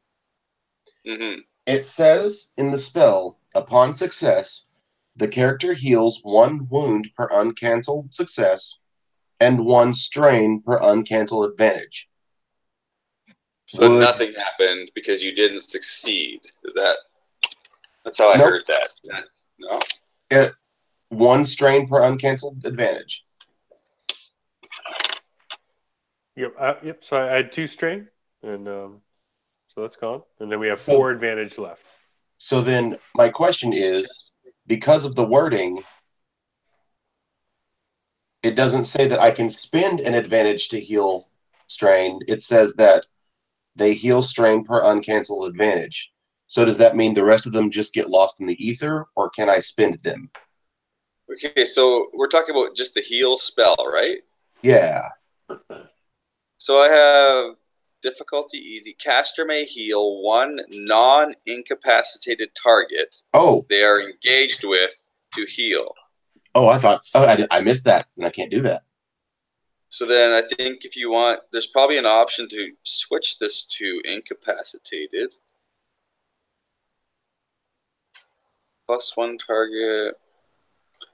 Increase the range. Select 1 ongoing status. Well, caster may select a character.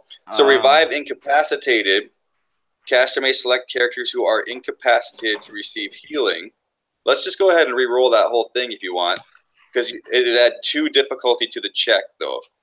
Okay. So you'd have 3 purple. Okay. This is going to be real bad. Okay, yeah. Okay. Like, I'm going down.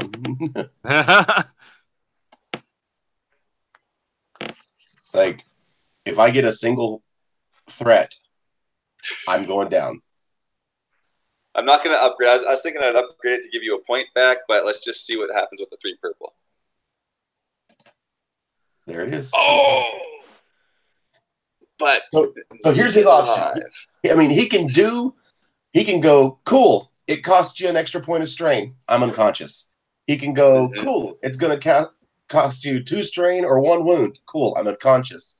He can go, cool, that makes it so everybody gets a black die until the end of your next turn on any magic. Cool. Or you do something else entirely. Are we in combat? Technically, yes, still. Okay.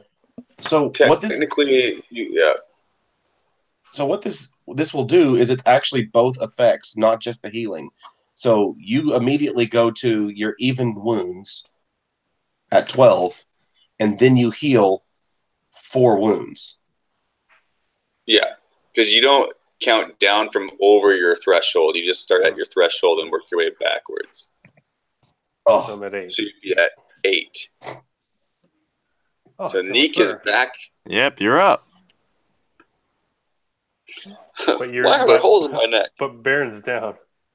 Not yet. Okay. It just depends on what he wants. Like he has like narrative options that won't drop me, and he can choose to give everybody a black dice on their magic casting until the end of my next turn. Any other option will drop me. Or unless any other option will drop me. I'm trying to be unbiased here. What would be more fun for the story? I'm imagining I'm watching Baron, like, boom, all of a sudden Neek wakes up and then he just looks at him, smiles, and then flops to the floor unconscious. Like, you can do it, man. Oh, yeah. No, and don't feel bad. Like, I also have no problem making another character, too. Like, if that's what we got to do, cool. But you're just unconscious. Yeah, but that means now it's the 2 of you, and he's currently holding you. So he'll have to put you down, pick me up. And when he goes down, that concentration goes down, too. Oh, right. Yeah. Okay, I have ideas. And that wolf's right up on us. It's right on me. It can kill me. I understand. I literally am the one who just said I would have kept attacking him. So. Okay. I'm playing this out in my mind. Different pathways. Where do I want this to go? So you cast the healing. Neek comes up. Jim, start making a new character. It's hard for me to think of anything that makes sense other than you passing out. Do it, man. So I think that's what it's gotta be. That's what it's gotta be. It's an epic moment. Everybody else gets to continue playing while Baron, who came down, was an airborne, gave his life to keep the people that were not born into privilege. He left a life of privilege to come down, be amongst them, and dies as one of them. Got it. Or is captured as one of them. You know what? It's like you became the moral compass. Like when you're on The Walking Dead and you become the moral compass, you die. Like the next episode. That's exactly right. That is so true. And Baron would make a great NPC. I mean, seriously. Major Minor talked and moved Baron. I mean, Baron could come back as an NPC. Baron comes back as like some kind of cyborg, kind of. He's not dead yet. Let's just don't forget that. He's not dead yet. Not dead yet. We're already writing his obituary. Yeah. So I didn't like him much. You could just lose a maneuver.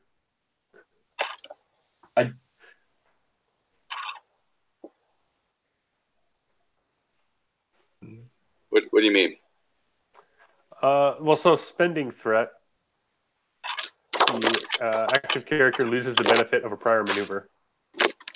So perform the maneuver again, which is like cover. Or even my concentration is a maneuver. Yes, indeed. Yeah. So you would just lose the benefit of that maneuver. I'm just kind of going off what you guys are saying. Like, I mean, the threat could be anything. It doesn't have to be that you take strain, right? Gets distracted, lose a maneuver. When it has a lot of, but specifically with magic, there were certain things that threats could do, and that's what he's talking about right now with the whole wounds, strain, or the setback die thing, right? Dude, I say go for it. Give it to me. I have some ideas. Okay, so I think that in my mind, that's what I see. I see him like, "Hey, Nick," smiling, and then just he faints unconscious because he's maxed out. And we don't, but no fear. He's not dead yet. Let's go from there. So then, what's the threat? The threat is that you take either wounds or strain. I'm unconscious. Okay. So that you brought him back from the brink, but then you just took everything you had, man. Took everything you had. And my critical is bowled over. Got it. Makes sense. You're down. Okay. So that's human number one, Laura. So you have one friend back. Your other friend is now down. They just kind of traded places. Yeah. Well, being who she is, like since that wolf is right next to Baron as he falls to the ground, she aims her pistol and fires at it again. Okay. Because she knows, like, we're not getting anywhere with that there. Okay. And that is at short range from me, I believe. Short range. Yeah. We'll make it 2 red just because I need to give you some points back. 2 despairs. Shoot, Baron. Sorry. He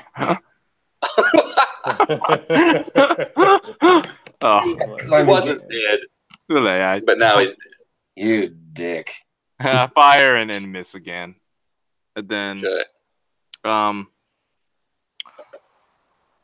going to take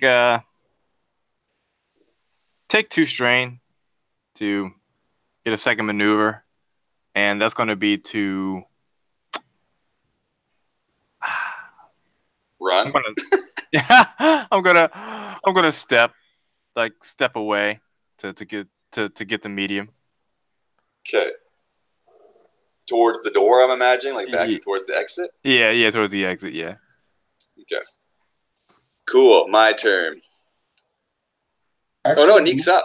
Neek's up. Neek's up. Neek. Oh my god. I feel so much better. Run away! I was like, So, a bullet flies past him and miss. I'm looking at. Yeah. I don't think I can do this, but I was looking at utility, and it literally says levitating. A book. He seems heavier than a book, unless he's not. Okay, let me see. How big is the book? I don't know. Is that under augment? What is that under? Sorry? Utility. Oh, utility. Okay, Utilities are like cantrips, right? Yeah. They're 1 purple difficulty stuff. Yeah. So I don't think that'll work. But I was just. I don't know. I think like mine just says levitating items, transmuting items, detect magic nearby. I mean, you could try. I mean, maybe difficult, but you could try. I mean, I'd say. I'm just. We could roll into it. Yeah, if it levitate. becomes Go ahead, Jim. No, what about conjure? I mean, conjure is to animate objects or create items. Animate objects. Yeah, conjure a conjure a dolly, and we're gonna cart him out of here. Why not? Yeah. All right, let's do this. Why not? Conjure. Although that would probably be like a silhouette 2 or something object, maybe. Silhouette 1 or a 2-handed melee weapon. So I'm gonna just add 2. So purple. Yeah, I'll say I'm gonna conjure like a litter that we can throw him on and carry him out. So 2 purple, you say? So you're using difficulty 1 for for conjuring, and then what are you adding? Summon. Okay. Yep. Do it. So okay. Oops. Is that right? Oh, I also rolled a D100 for no reason. But all I got was an advantage, so I didn't do it. I have blood all over my implements, and so I'm trying to like fasten together something like that would conjure itself into or stretch into a stretcher, and I can't do it. Sweet. I was hoping I would get to do this. Okay, I'm really excited about my turn here. Oh no. I'm gonna flip a story point, and what happens is this cat has been staring at Baron. It's been transfixed by the song. That its motivation to attack just kind of disappeared as he was singing the song to this kitty. And then it watches these weird humans. Like, he doesn't have very good experience with humans, but he's watching these humans. These bullets keep flying past him. He's not quite sure what this girl is doing because she's not actually hitting him, but she's just shooting around him. And he's kind of confused. And his buddy, they weren't very nice to his friend, but this other guy's singing to him, and this cat doesn't really know what's going on. And then it watches this one human that's been singing to him collapse at his feet, and you can tell that thing, like, the humans are all feeling kind of skittish here. And it watches this one human trying to do something, and nothing, and you can tell he's frustrated, and he just looks down at Baron, and it just sinks its teeth right into his neck, collarbone area, picks him up, and then runs out the door, and just runs out the exit of the cave. And so, yeah, his action was to bite Baron around the neck and pick him up, and then he just takes his maneuver and runs, closes the one distance to the mouth of the cave, and then it just keeps running for a second maneuver. It takes its 2 damage. So it's heading outside of the cave or further in? Outside the cave. So it's gone to the mouth, and now it's gone another chunk of distance up the mouth of the cave, dragging Baron. It's like, it's no problem too. Like, you just see him like bites in and then just like picks it up. The Baron's just hanging limp from his mouth, and it's no big deal. Just boom, he just starts running out the cave door. So hey, we're going the same direction. And then at that point too, though, you hear, this is all over that matter of like a minute in Master Minor.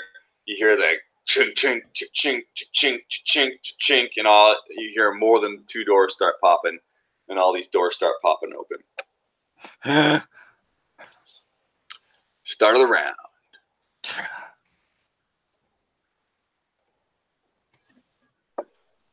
Yeah, let's get out of here. Yeah. Spend the story point just to get it done. We've run away. Story point. Yeah. Story point, we're back at the hideouts, and we're like, what a day. We're not going to stop that cat from taking Baron. I assume the cat came with us. I'll spend another point to say I don't think that cat's coming with us. We now have a pet cat. Good grief, man. Yeah.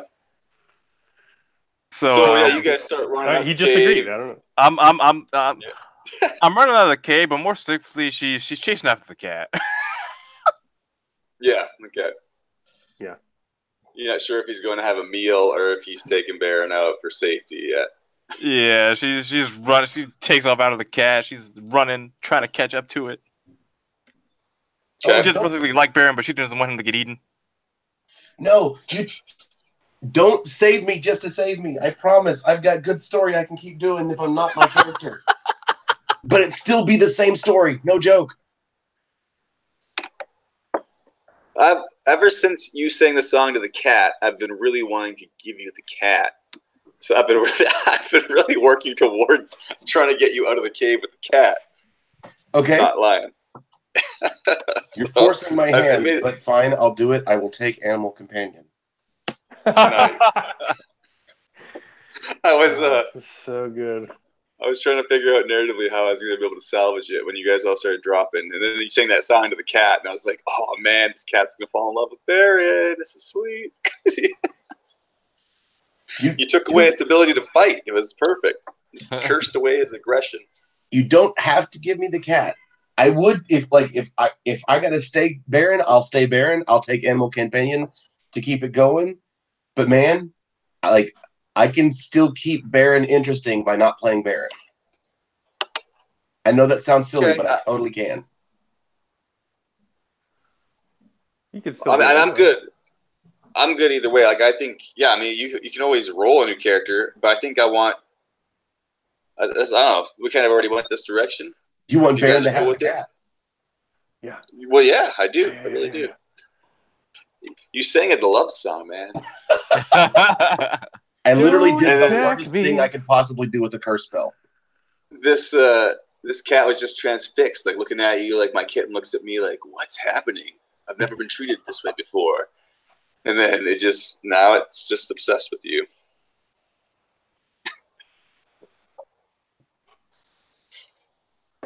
Awesome. Okay, Yeah. so we're chasing after the cat. You're running up the hill. Run up Now the there's hill. a bunch of cats chasing you. Now I've heard there's a thing. I don't know if the montage is the right thing to do, where you have to roll like a certain amount of successes before you roll a certain amount of failures, and if you do Like a that, then challenge? you can you win. Yeah, and then you win you escape the cats or you're eaten by the cats. Mm-hmm. This is going to go really well. Yes, this will go really well. Yes, of course. So I don't know how that actually works out. Like I've heard it in the podcast, but it was a cool idea. So then, if you are successful, you can outrun the cats, and if you're not successful, then you might have to try to survive more cats. Okay. Does that make sense? Yeah, no, that's there's a term for it, but I don't know what it is. It's a Just skill challenge, basically. or skill challenge. Yeah. Okay. So I think the skill would probably be your running athletics. Athletics, woo, amazing. Oh, we're not gonna make it. Yeah, no, we're all gonna. Or your survival. Yeah. That's slightly better for me. Yeah, I have 3 green in survival. I don't know. What would you? What's like flat out fleeing for your lives? What would that be? You think? Well, I mean, I still think that'd probably be like if we're just That- like basically outrunning, that'd still be athletics or coordination, Yeah. maybe, depending on Yeah. what we're trying to do. Or I mean, since we're having like a chase scene, we could like kind of use those rules that are in there. Yeah, let's do that. Let's do a chase scene. I like that. It's a good It's idea. basically like everyone rolls against like a set difficulty. There is one like it's basically just a competitive check. So whoever gets the most successes like wins. Okay. Did that make sense? I like that. Yeah, let's do it. So basically, we're rolling and the cats are rolling, and we'll see. Okay. And then that's difficulty. based off of athletics. Yeah. Okay. Difficulty, I think we'll just keep it at 2. 2 purple. And everyone rolls their athletics. Okay. All right. My cats don't have athletics, but they Hey. do have some agility. Oh, athletics is brawn. Okay. That's still good. Okay. I got 3 successes. Nicola, look at that athletic guy running there. Oh, my dice Yeah, I don't canceled. know. Oh. It's not looking good, guys. So I'm 4 and 2. Oh, I don't do good at all. Okay. Thank goodness. All right. Whew. Okay. So we do like 3 rounds, or what are we doing here? Yeah, and Jim is just being ripped by the cat. So should I make the good cat roll? Let's get Jim. up to you. Jim, you roll the good cat. Okay, the cat that has you in its mouth. You can roll for it. What do I need to roll? 4 green, 2 purple. 4 green, 2 purple? Yeah. It's very brawny. Wow. Yeah, I don't know if you should give me that critter. That's awesome.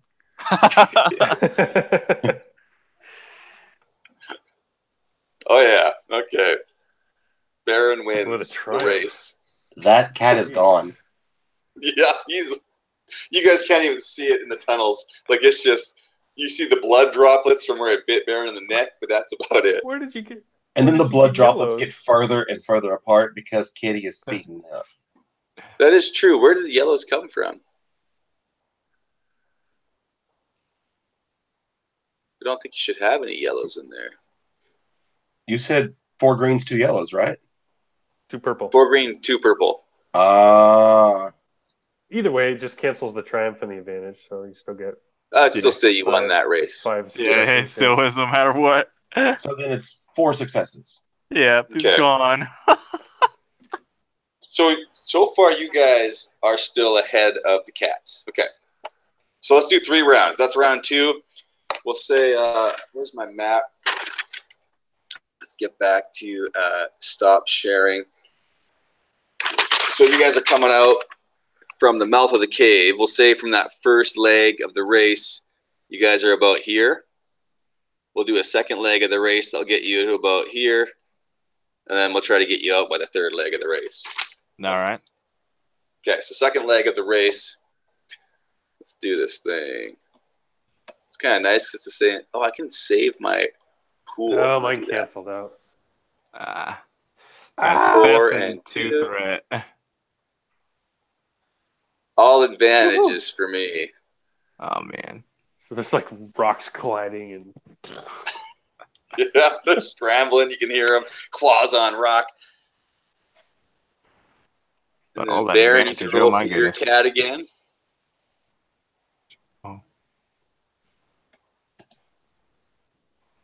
Oh, yeah. He's Awesome. gone. I'm going to say that, yeah, Baron has already cleared the cat friends. He's just rolling. So how does that work? Did I beat Matt then, right? The cats have, in this leg, that Matt would be in jeopardy? an advantage. So you didn't succeed. I didn't either. Okay. The advantages do help too. So Okay. Let's say like so. Neek has to do really well on this next leg. Well, you can cause To me a break you. strain or something like that. I get disadvantage or whatever. Oh, okay. So Josh, when you're doing these rolls, like, do you actually play out the threats and the advantages, or do you just let them like it's just kind of like it's like an initiative roll? Is that kind of how it works? Like it works on the same principle. So advantages and triumphs help for tiebreakers and stuff like Okay. that. But unlike the initiative rolls, on a competitive skill check, the symbols work for tiebreakers, and they also have their regular effects, so you can still spend them regularly. okay. So that means I could use your threat to give you a disadvantage, and I could use my advantages. That feels too complicated. I don't know. Yeah, I mean, you don't have to. Let's just say we'll do this last leg, and then I'll look at who. So far, everyone's pretty safe, but then the first and second leg kind of balance the cats and Matt out a little bit here. So we'll see what happens. Let's roll one more time, people. Whew. Nice. Oh my goodness. Wait, did you all 3 roll already? Okay. Yeah. So you...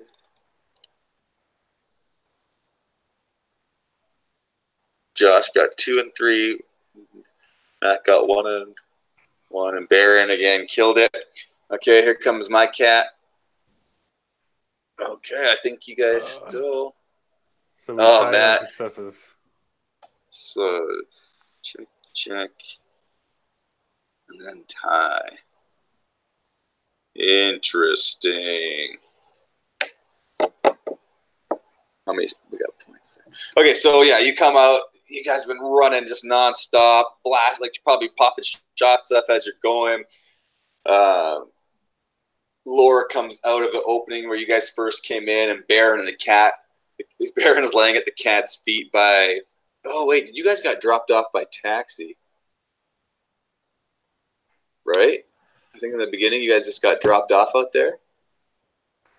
I think it was like screen wipe. We were standing in front of Yeah. Yeah. thing.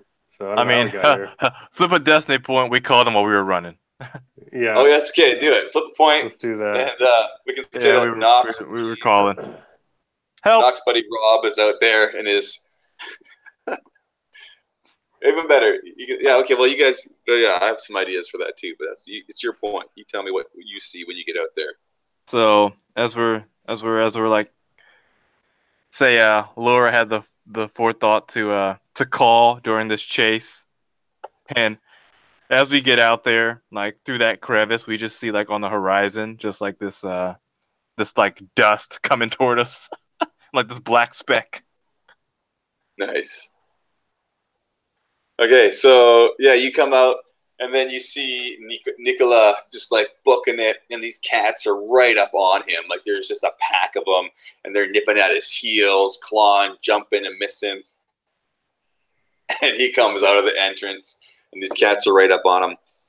And yeah, and then your ride is in the sunset coming towards you. So let's say you have to survive one more round, and then you guys can get in this car, I think, and head home. Mm-hmm. This is where everything goes wrong. I'm going to treat this pack as a group of minions. It won't be like 10 rival cats trying to kill you. So you'll have to survive one round with this pack of cats. Yeah. Oh, like combat? Yeah, or just staying out of range. But we'll keep the same initiative order.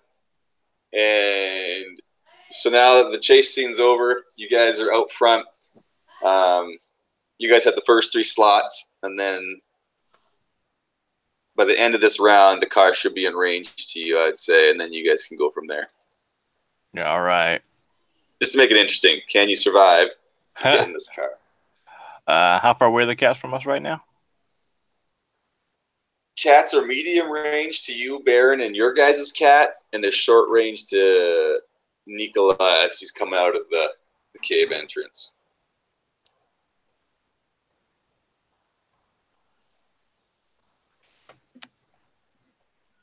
Yeah, all right.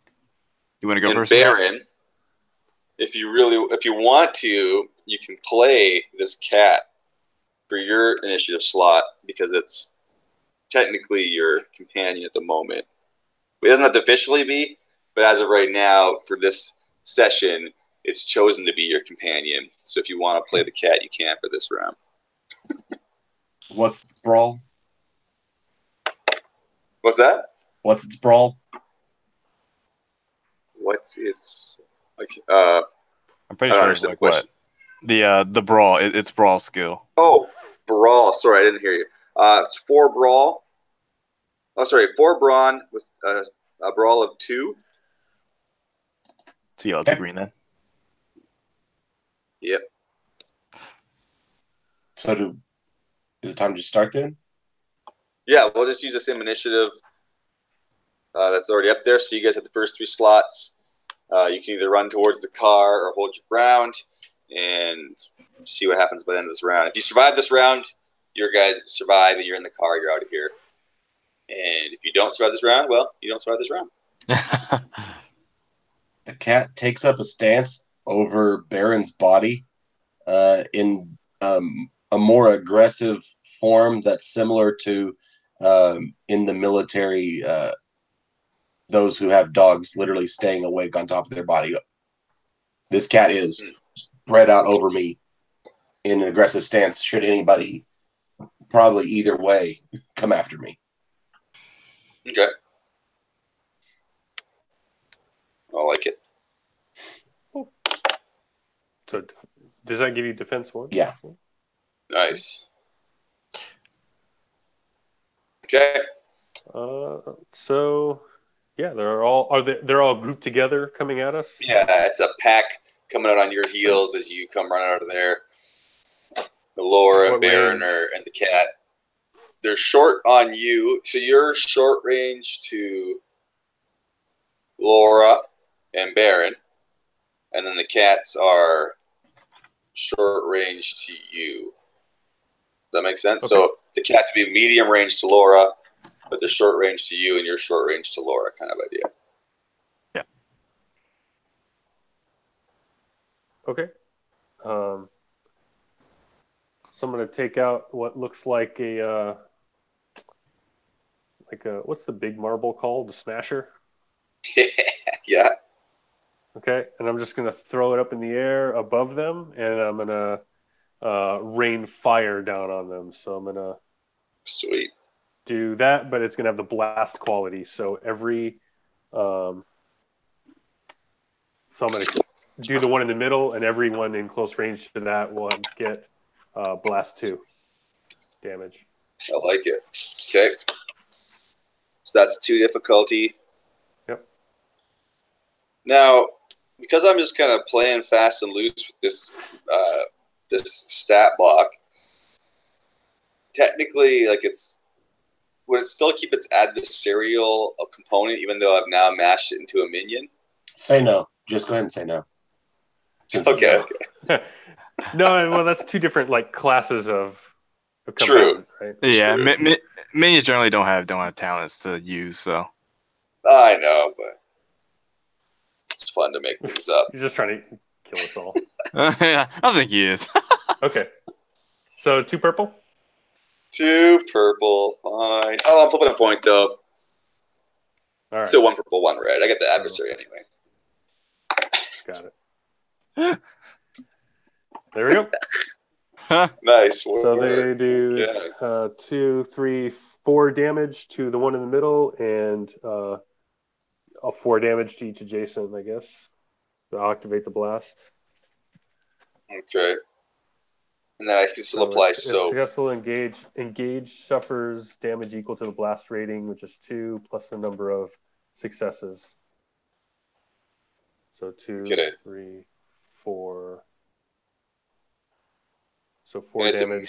It's a minion, so then it would just take damage as if it's 1, isn't it? Is that how it works with minions?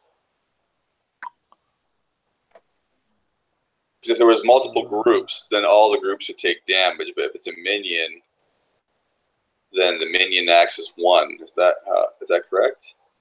Yeah. Yeah. I think for the purposes of blast, it really depends on how you want to do it. I mean, they could just the group could just take the blast damage, or you could kind of spread it out between all the minions, and they take the damage, soak it, and then. Okay. Yeah, because if their soak is 4, then they don't take any damage. Right. Let's do that. Okay, so 4. So then I'm going to half it. So yeah, okay. Got it. Yeah, so they just boom, the fireball goes off in the air, rains fire down. And they're burning and writhing and rolling around. Okay, I like it. And then I'm going to do a maneuver to keep going toward the cab. Okay. Noise. So that was Baron and Neek. That leaves you there, Laura. Yep. So, as I'm running, I'm gonna whip back with my pistol and fire off at him as I'm running. Nice. Okay. And I will flip a story point to upgrade. Excellent.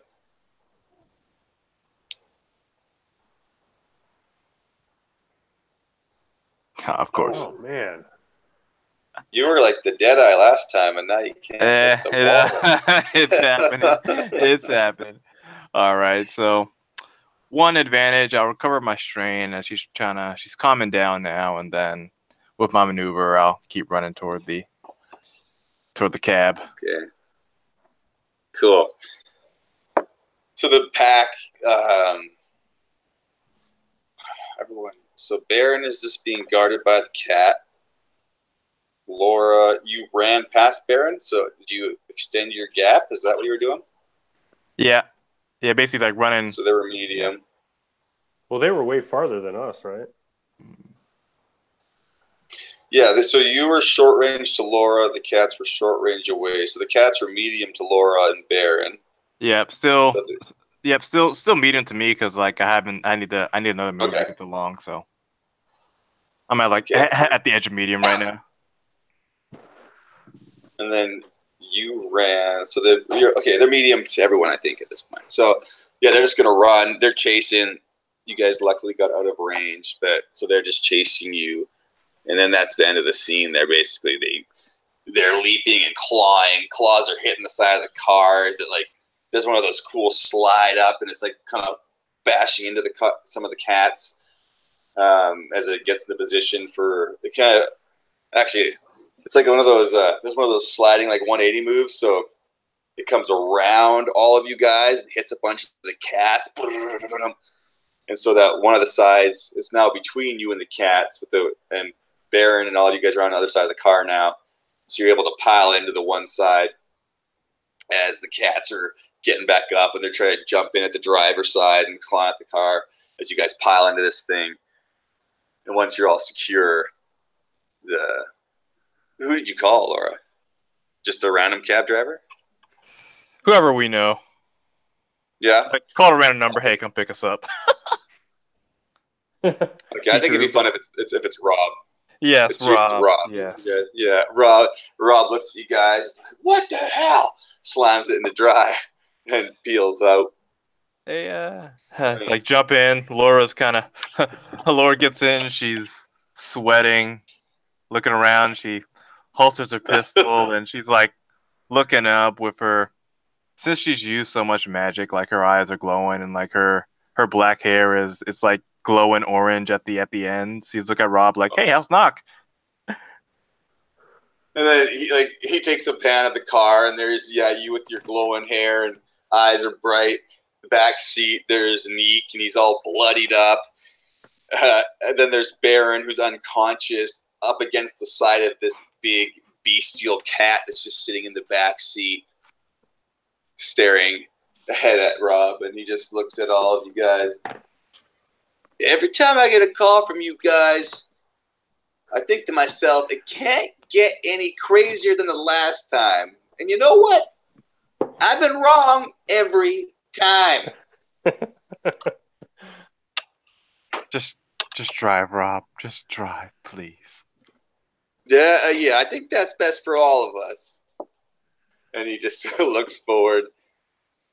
And then he clues into what the question, and he's like, "Oh yeah, Nock's doing great. He's being pampered like he likes to be in the arena, getting all nursed up from his last battle there." And you guys drive off into the sunset, and that's the end of it for now. Cherry Candy better pay us for this now. Yeah. Man, I don't know if I feel good about having introduced Cherry Candy. I'm blaming her for all of it. Or him. We've never met this person. Whoever they are, they're going to get us killed. Awesome. Well, yeah. So I think you guys accomplished that mission anyway. We can decide what that looks like going further. I like to leave it open so you guys can even decide if you guys want to even tie that in or not. Just like, I don't know, I kind of just jumped on what Jim had left me and didn't necessarily pursue the box part, but I thought it'd be fun to have her in there and have you guys find different mission stuff. So yeah. I think going forward too, I mean, take or leave whatever you guys want. I think it's great. I'm excited to get knocked back into the action here. Oh yeah. Yeah. And feel free. Soak up some damage. Major Minor is definitely like just out there. So if you can make up your own stats for them. You can ask me what I was using. I don't care. But if you ever want to bring them back in, you can do whatever you want with them too. I feel like as we create and go, I think it all should just be up for grabs too. It's fun. I mean, yeah. I don't know. Part of me is like, I would like to go like whatever story. We've all got our own thing, but if there's like everybody has this one little box that we're like, that person is going to use that in every one of their games. Okay. So, or that not like we're telling them, but like so far I'm the only one who's used the oppressors. So like if like we know that the oppressors are going to somehow show up in my games, and so like in those scenes it's that recurring character. And in your game maybe you focus a bit more, maybe your focus is on what Cherry Candy is really directing us to do, and so Cherry Candy is kind of your character to play with. Okay. You don't feel overly attached to Cherry Candy, or did I kind of ruin that one for you? Was that something you were looking at running with? No. Like I was tossing stuff out there, going, "We play in 2 days." Okay. Yeah, I'm not overly attached to Cherry Candy. It's something that we can run with or not run with if we want to keep it as like what has us tied together. But yeah, I'm not really attached to her. Okay. I'm not really over attached to anything I have going right now. But I mean, that's cool if you. I think that's a good idea because if there's something that you create and you want to be attached to, then like that's totally fine. Totally I think it's a fine good idea too because I don't like if I make something, I don't want to step on anybody's toes. Like I don't want to. Mhm. Yeah. I'm not going to Yeah. use the major minor because like I don't want to, mess up if you had something going or whatever. So Gotcha. yeah, I mean, I think just by virtue of us making up our own stuff, that'll happen naturally. I think. Yeah. Yeah. And then of course, as we keep going, like we can always say, you know what, guys, I think, we can kind of pull together and make this and kind of get our ideas together to like kind of have a I know like right now it's more episodic, but maybe, down the line we may go more serialized and have our sessions run into one another in a way. Yeah. Yeah, it could always evolve. So definitely. Oh, it depends. Like I know I think I'm going up next, aren't I? Yeah. I think so. And Cool. my whole thing is like for me at least, whatever I introduce, like I'm fine with anyone like kind of using and making their own if they want to. It's Yeah. And that's it's kind fun. of where I'm at too. I didn't feel like anything I made was really like identify with. So I feel like if you guys want to use the miners or whatever, I'm cool with it. But yeah, if I ever felt attached to it, it is kind of fun to explore like this mythic godlike character. Like who is he really? So maybe I will play with that later too. I don't know. Is he really a man? Yeah, exactly. Is he really dead? Um, Like maybe, like we talked about the MacGuffin and all MacGuffins.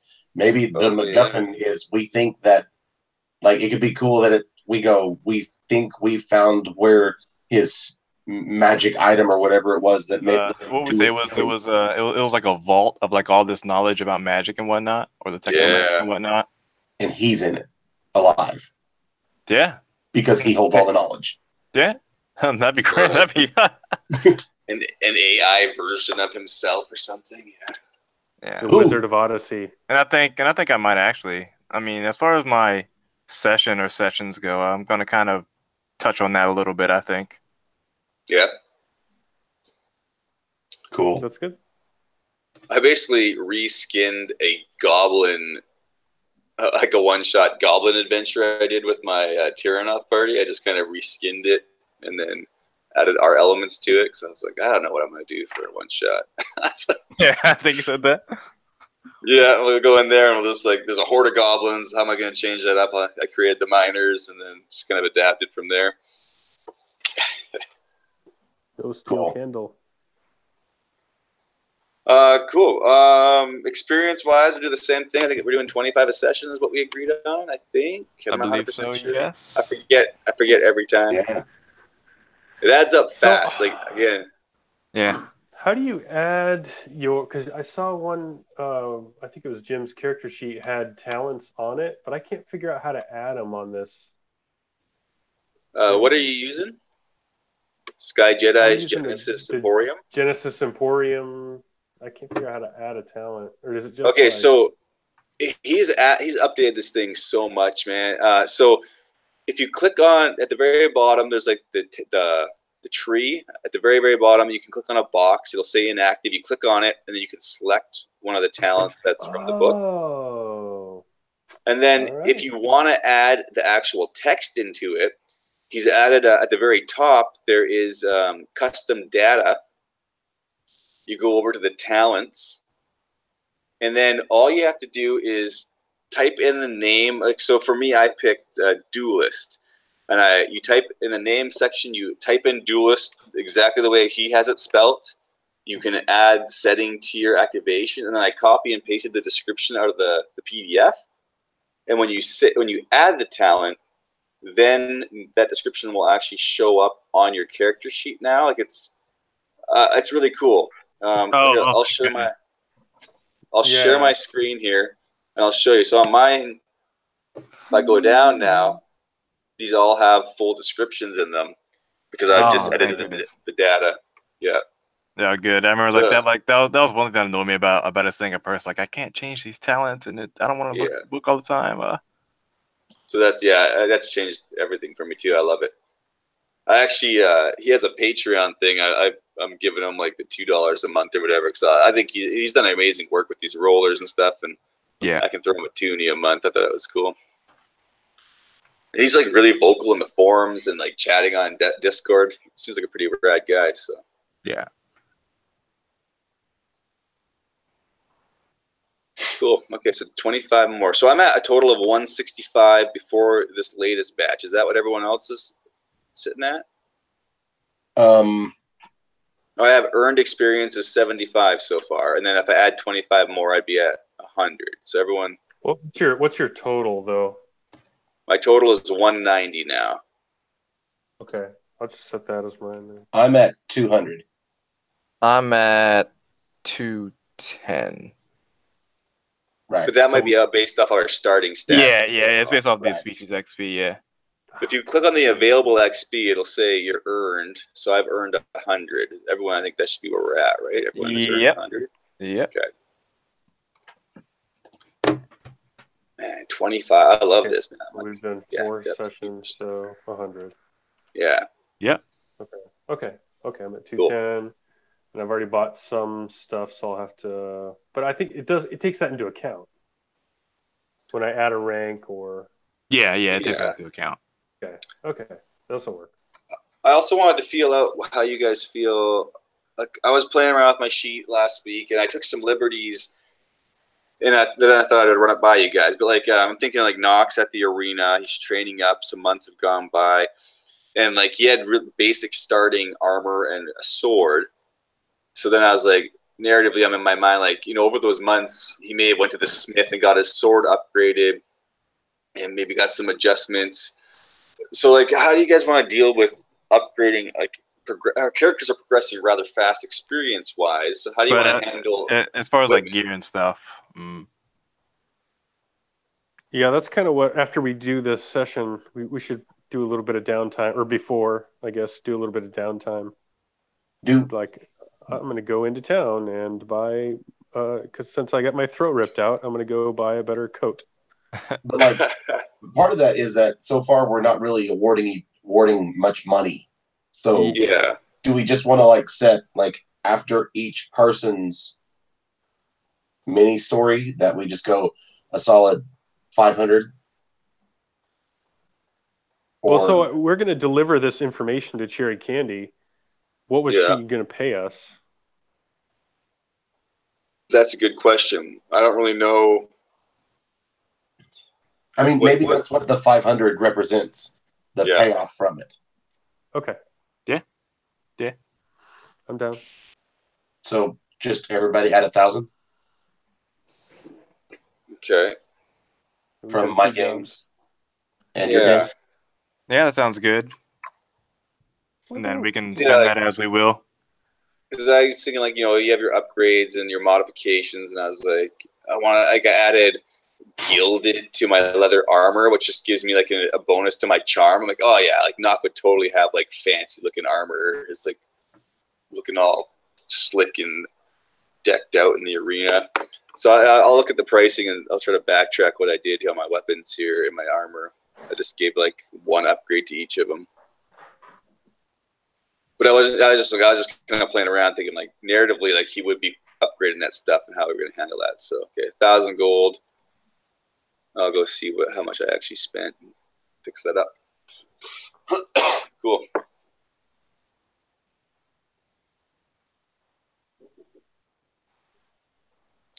Yeah. Okay.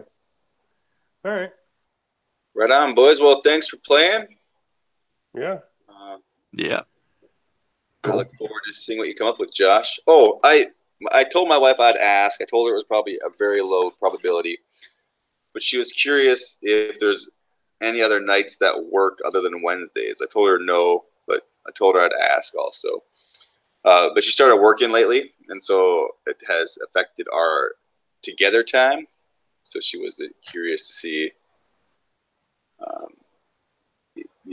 Basically Thursdays, Fridays, and Saturdays are the nights that work best. But I realize those are also horrible nights because it's like the weekend and all that kind of stuff. So the weekend actually works a lot better for me because my wife doesn't like on Wednesday nights. She has to pick up my kids so that they didn't get home till later, and then like there's some dinner kerfuffle going on. So yeah, I think Saturday works pretty good for me.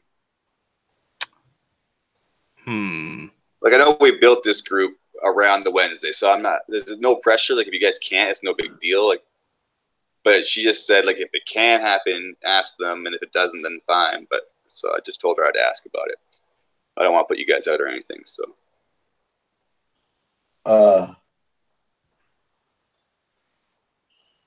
normally Saturday is my one day that nothing is ever scheduled on. Okay.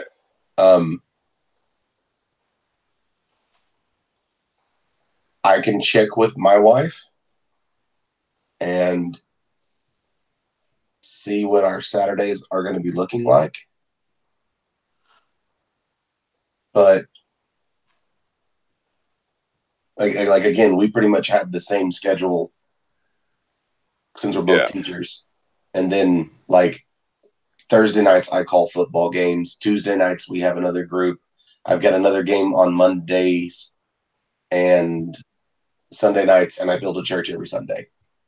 Yeah. So like Thursday night is good here in about a month and a half. Okay. Yeah. Yeah, and again, if it's a no, that's completely fine. Again, I don't want to put you guys out, but yeah, it's just out there. So let me talk with her and see what she has planned and her expectations are. Okay. Yeah.